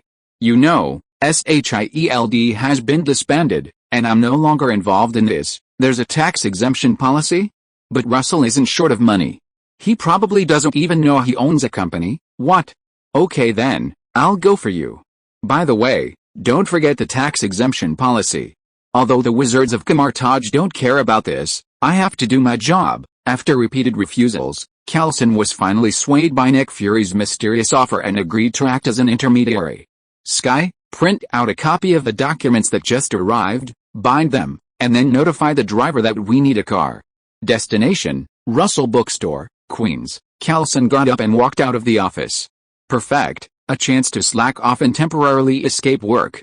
Okay, in the office, Callison's assistant, former SHIELD agent Sky, followed Callison. She contacted the driver as they walked. Thank goodness, she hadn't lost her job after SHIELD disbanded, and had even entered another new world with Callison, the supernatural world. After hacking into the databases of various intelligence agencies and finding no information about her origins, Sky now strongly suspected that her past was related to this new supernatural world. And what she was about to meet was the legendary strongest superhuman on Earth. In the intelligence Sky had gathered from the internet, some called him the Sea God, capable of freezing thousands of miles of land with a wave of his hand, freezing the entire ocean. Others called him the Sun God, standing atop the clouds, using stellar energy to destroy cities and nations. Sitting in the back of a silver Lexus LM, Sky was excited and couldn't contain herself. It wasn't until she sat in the bookstore's lounge for a long time that Sky's emotions calmed down somewhat. As night fell and the city lights came on, Gwen and the others' rehearsal finally ended. At Aline's request, Russell opened a magnificent, intricately carved portal for each of them, sending them to their respective locations. The street heroes never returned early. Nighttime was their working hours. After seeing off the Phantom Band members, Russell returned to the bookstore alone. As Callison's assistant, Sky was quite knowledgeable about the Kamartaj Magic Group's background. But some things become more unbelievable the more you know them.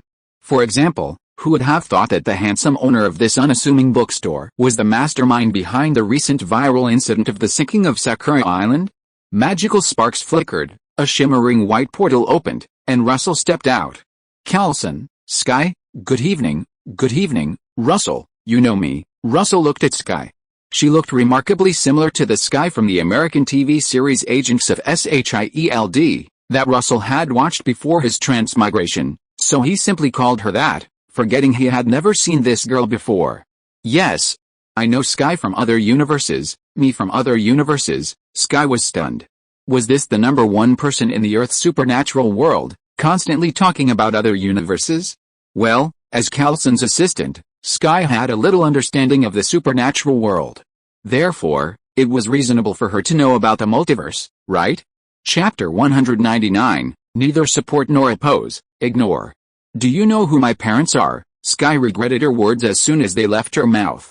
Although the psychological profile report in Russell's file that she saw when she hacked into the SHIELD database described her personality traits as kind, humorous, easygoing, and a series of positive words, before Sky could continue to overthink, Russell casually said, I know who Sky's parents are in another universe, but I don't know if your backgrounds are the same.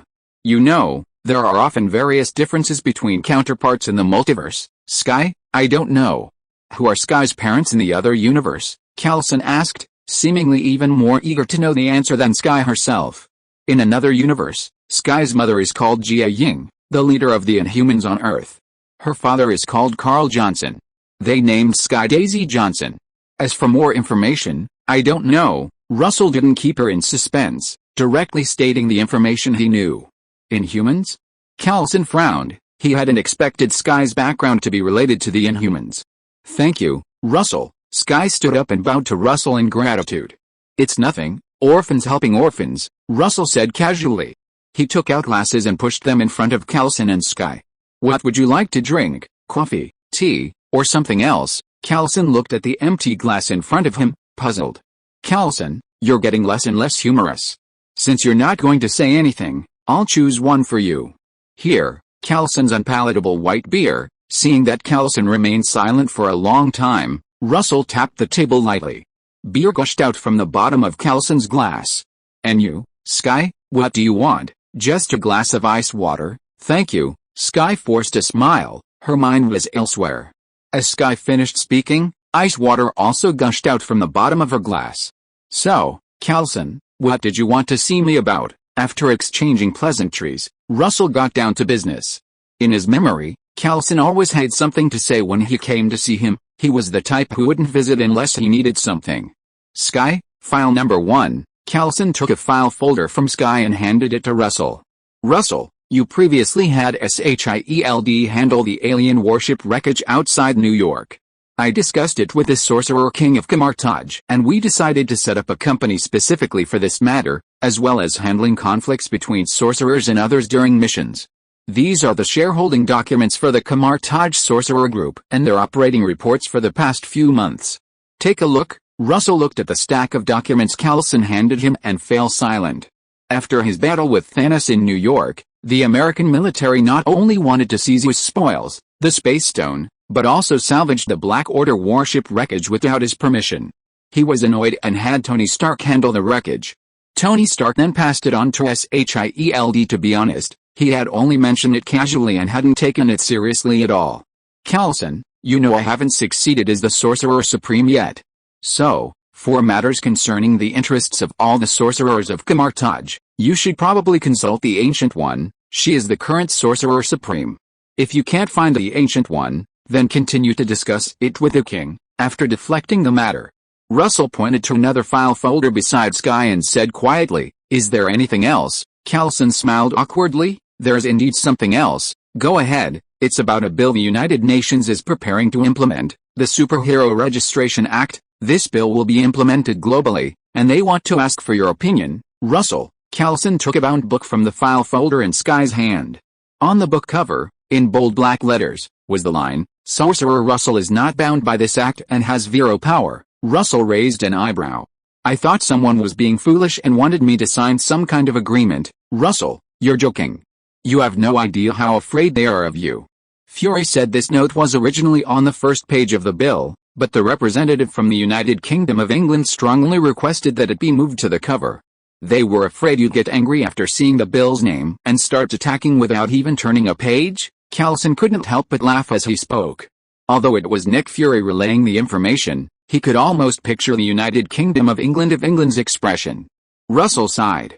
He hadn't done anything wrong on Earth or near the solar system, so why were the British representatives so afraid of him? But it was fine. It saved him a lot of trouble. Pushing the book-thick Superhero Registration Act back to Callison, Russell began to lay out his plan. "I don't want to see it, I don't support it, I don't oppose it, I ignore it. Anyway, I'll still do what I'm supposed to do. If it conflicts with their bill, I'll have them amend it." After thinking for a moment, Russell added, "If there are any matters related to Camartage, have them consult the king." "Okay." Ignoring the fact that Russell hadn't even opened it, Callison put away the bill and handed Russell a silver card. "What's this?" Russell asked. "The company's bank settlement card. Russell, you can use this card to buy things in the future. As for tax issues, don't worry, someone will handle it." Callison joked. "Congratulations, Russell. You're a billionaire now, just like Tony. If you damage anything in battle, you can also use your money power directly." Russell smiled and shook his head, took the silver card, and looked at it carefully. Speaking of which, since he had been speeding along the path of the extraordinary, his concept of worldly money had become increasingly shallow, and he had used money less and less. The last time he made a large purchase was when he bought this bookstore. That won't do, Russell thought, not wanting to extinguish his humanity. Suddenly, Russell noticed a blind spot and asked, "Why is this a silver card, not a gold or black card?" "Oh, it's especially mixed pearly white. Don't you like it, Russell?" Callison countered. "I've noticed that the energy you usually use is this color." Although Callison was observant, he had to admit he'd guessed wrong this time. But it didn't matter, Russell forgave him. Hearing Callison's explanation, the more he looked at the card, the more pleasing it seemed, the more the color suited him. It wasn't because the card could be used indiscriminately. Whatever, as long as it's not green. After confirming that Russell didn't need a different color, Callison took Sky's leave without lingering. Callison had noticed Sky's distracted state, knowing she was eager to return and investigate the 3 names Russell had given her. To uncover the truth about her origins. Callison sighed inwardly. Ever since Sky voluntarily offered to investigate the Skyhomer incident, he had taken a liking to this young agent and had been keeping her close by, grooming her for the future. His original intention in bringing Sky along this time was to let her become familiar to Russell, so he could gradually hand over the responsibility of contacting Russell to her later. Unexpectedly, Chapter 200. If I don't become a superhero, can't I avoid signing the bill? The following day, at Brooklyn Bridge Park, a band of superheroes debuted, performing exquisite melodies borrowed from other universes, combined with displays of superpowered talents, presenting the audience with a magnificent audio-visual feast. It was a perfect performance. The name of the Phantom Band instantly went viral online, spreading worldwide, not just limited to the streets of New York. The question of how superhumans and ordinary people should coexist was once again hotly debated. The Superhero Registration Act was introduced in response. Several days later, at Tony Stark's estate near Avengers Tower in the suburbs of New York, Tony and Pepper's wedding took place as scheduled. The wedding attendees could be roughly divided into two groups: Stark Industries partners in the political and business worlds, and Tony's friends from the supernatural world, such as the Avengers, the Phantom Band, the Guardians of the Galaxy who had been staying on Earth for several days, and several sorcerers from Kamartaj. These groups were also divided into different areas. Those damn Americans, they actually want me to register for some damn law. Superhero? PFFT, more like a super criminal. Rocket Raccoon jumped onto a stool at the party, cursing. Rocket, stop swearing and stop talking about these upsetting things. Today is Tony's big day, Steve Rogers gently advised. Recently, the Avengers have been arguing fiercely about this law. Fortunately, there are only a handful of Avengers in this timeline, and no one is stirring things up from the outside, so it won't break out into a civil war. Hey, Steve, I'm not one of your Earthlings, your laws don't apply to me. If we hadn't been invited to Tony's wedding, we would have left Earth long ago, Rocket muttered, unable to help but curse a few more times under his breath. Fuck, when they need my help with their research, they're all groveling. When they don't need my help, they immediately become arrogant. These idiots, I really want to shit them all, Groot chimed in. Star-Lord and Drax joined in with a few complaints. They've been getting a headache from the lobbyists from the US these past few days. Say less, we're leaving in a couple of days anyway, Nebula said coldly, interrupting their complaints. Oh, right, Steve, the Guardians of the Galaxy are leaving this planet in a couple of days. But you guys will be staying here. Don't you have anything to say about this bill? Rocket sat down, looking at Steve with a mocking expression. Steve looked tired and shook his head bitterly. Not only Steve, but the rest of the Avengers and the Phantom Band also looked troubled. They put down their utensils, stopped eating, stopped talking, and stared intently into thought. The atmosphere suddenly froze. In this silence, Russell, Gwen, Wanda, and Gaia's lack of reaction seemed somewhat out of place. So, the Phantom Band members looked at their drummer, Gwen Stacy. The Avengers members looked at Russell. Seeing this, Gwen nudged Russell with her elbow and asked, Russell, everyone's watching you. Do you have a solution? Russell shook his head. The Superhero Registration Act was a political issue. He generally didn't want to discuss politics. Russell, you wouldn't agree to sign this bill, would you? I hope you'll support us and protest against it together, Black Widow Natasha Romanoff suddenly said. Russell shook his head again. Natasha, you agreed to sign this bill. Impossible. You're not that kind of person, Russell. I mean, I don't need to sign this bill, everyone. Russell, you don't need to sign this bill. Why? Jessica Jones, Luke Cage, Danny Rand, and Quentin Baker exclaimed in surprise. They had been overwhelmed by this bill recently. Even the joy of their successful concert a few days ago, which had been a national sensation, had been overshadowed. Why didn't Russell need to sign this bill? Is it strange? Russell shrugged indifferently and asked rhetorically. Isn't that strange? The four looked around and noticed that everyone else seemed lost in thought, their faces showing little surprise. Well, Russell, you really don't need to sign this bill.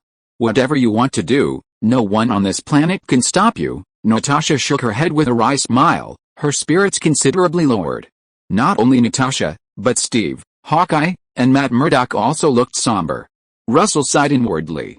Fine, for the sake of our past camaraderie, he'd have a good talk with him. A newly awakened, well-meaning young man, fresh out of school, can also do more harm than good. He tries to save others, to be a hero, but occasionally he makes mistakes, causing injury or death. If this happens even once, those politicians and media outlets eager for fame will immediately put him on television, broadcast it widely, incite public sentiment, and condemn him as a criminal. Therefore, My advice is to give up your superhero identity and stop your current behavior. But if someone dies in front of us, should we just ignore it and do nothing? Steve asked. Russell shook his head. Steve, it's not only superheroes who can save people, ordinary people can too. I'm just suggesting you give up your superhero identity and stop treating vigilante justice as a job, not depriving you of your right to act bravely. When you're a superhero, people will hold you to superhero standards, and you'll be attacked for even the slightest mistake. When you're an ordinary person, people will hold you to ordinary standards, and as long as it doesn't have a negative effect, your courage will be praised. He paused, his gaze sweeping across Matt, Hawkeye, and the others. Steve, I've only been in this country for a year or two, while you've been asleep for 70 years and have only recently awakened. But they've been here for decades. You can ask them if I'm right. Jessica Jones, Luke Cage, and Danny Rand, the three street heroes, brightened up and nodded. This was a path they had never considered. However, Matt Murdock frowned. Russell, every night I hear cries for help from all over the place. I can't ignore them. Russell picked up a piece of paper and a pen, quickly scribbled down a phone number. Matt, as I just said, ordinary people can do good deeds too. You can try putting aside your daredevil persona and doing good deeds as a concerned citizen. Here, this is the phone number for NYPD Sergeant George Stacy. If someone needs help, you can call him. End of this chapter. Thank you so much for reading until the end. Don't forget to give it a like. Looking for more exclusive content and immediate access? Subscribe to our Patreon. Remember, every like, subscription or donation encourages us to continue. Thank you all. See you in the next video.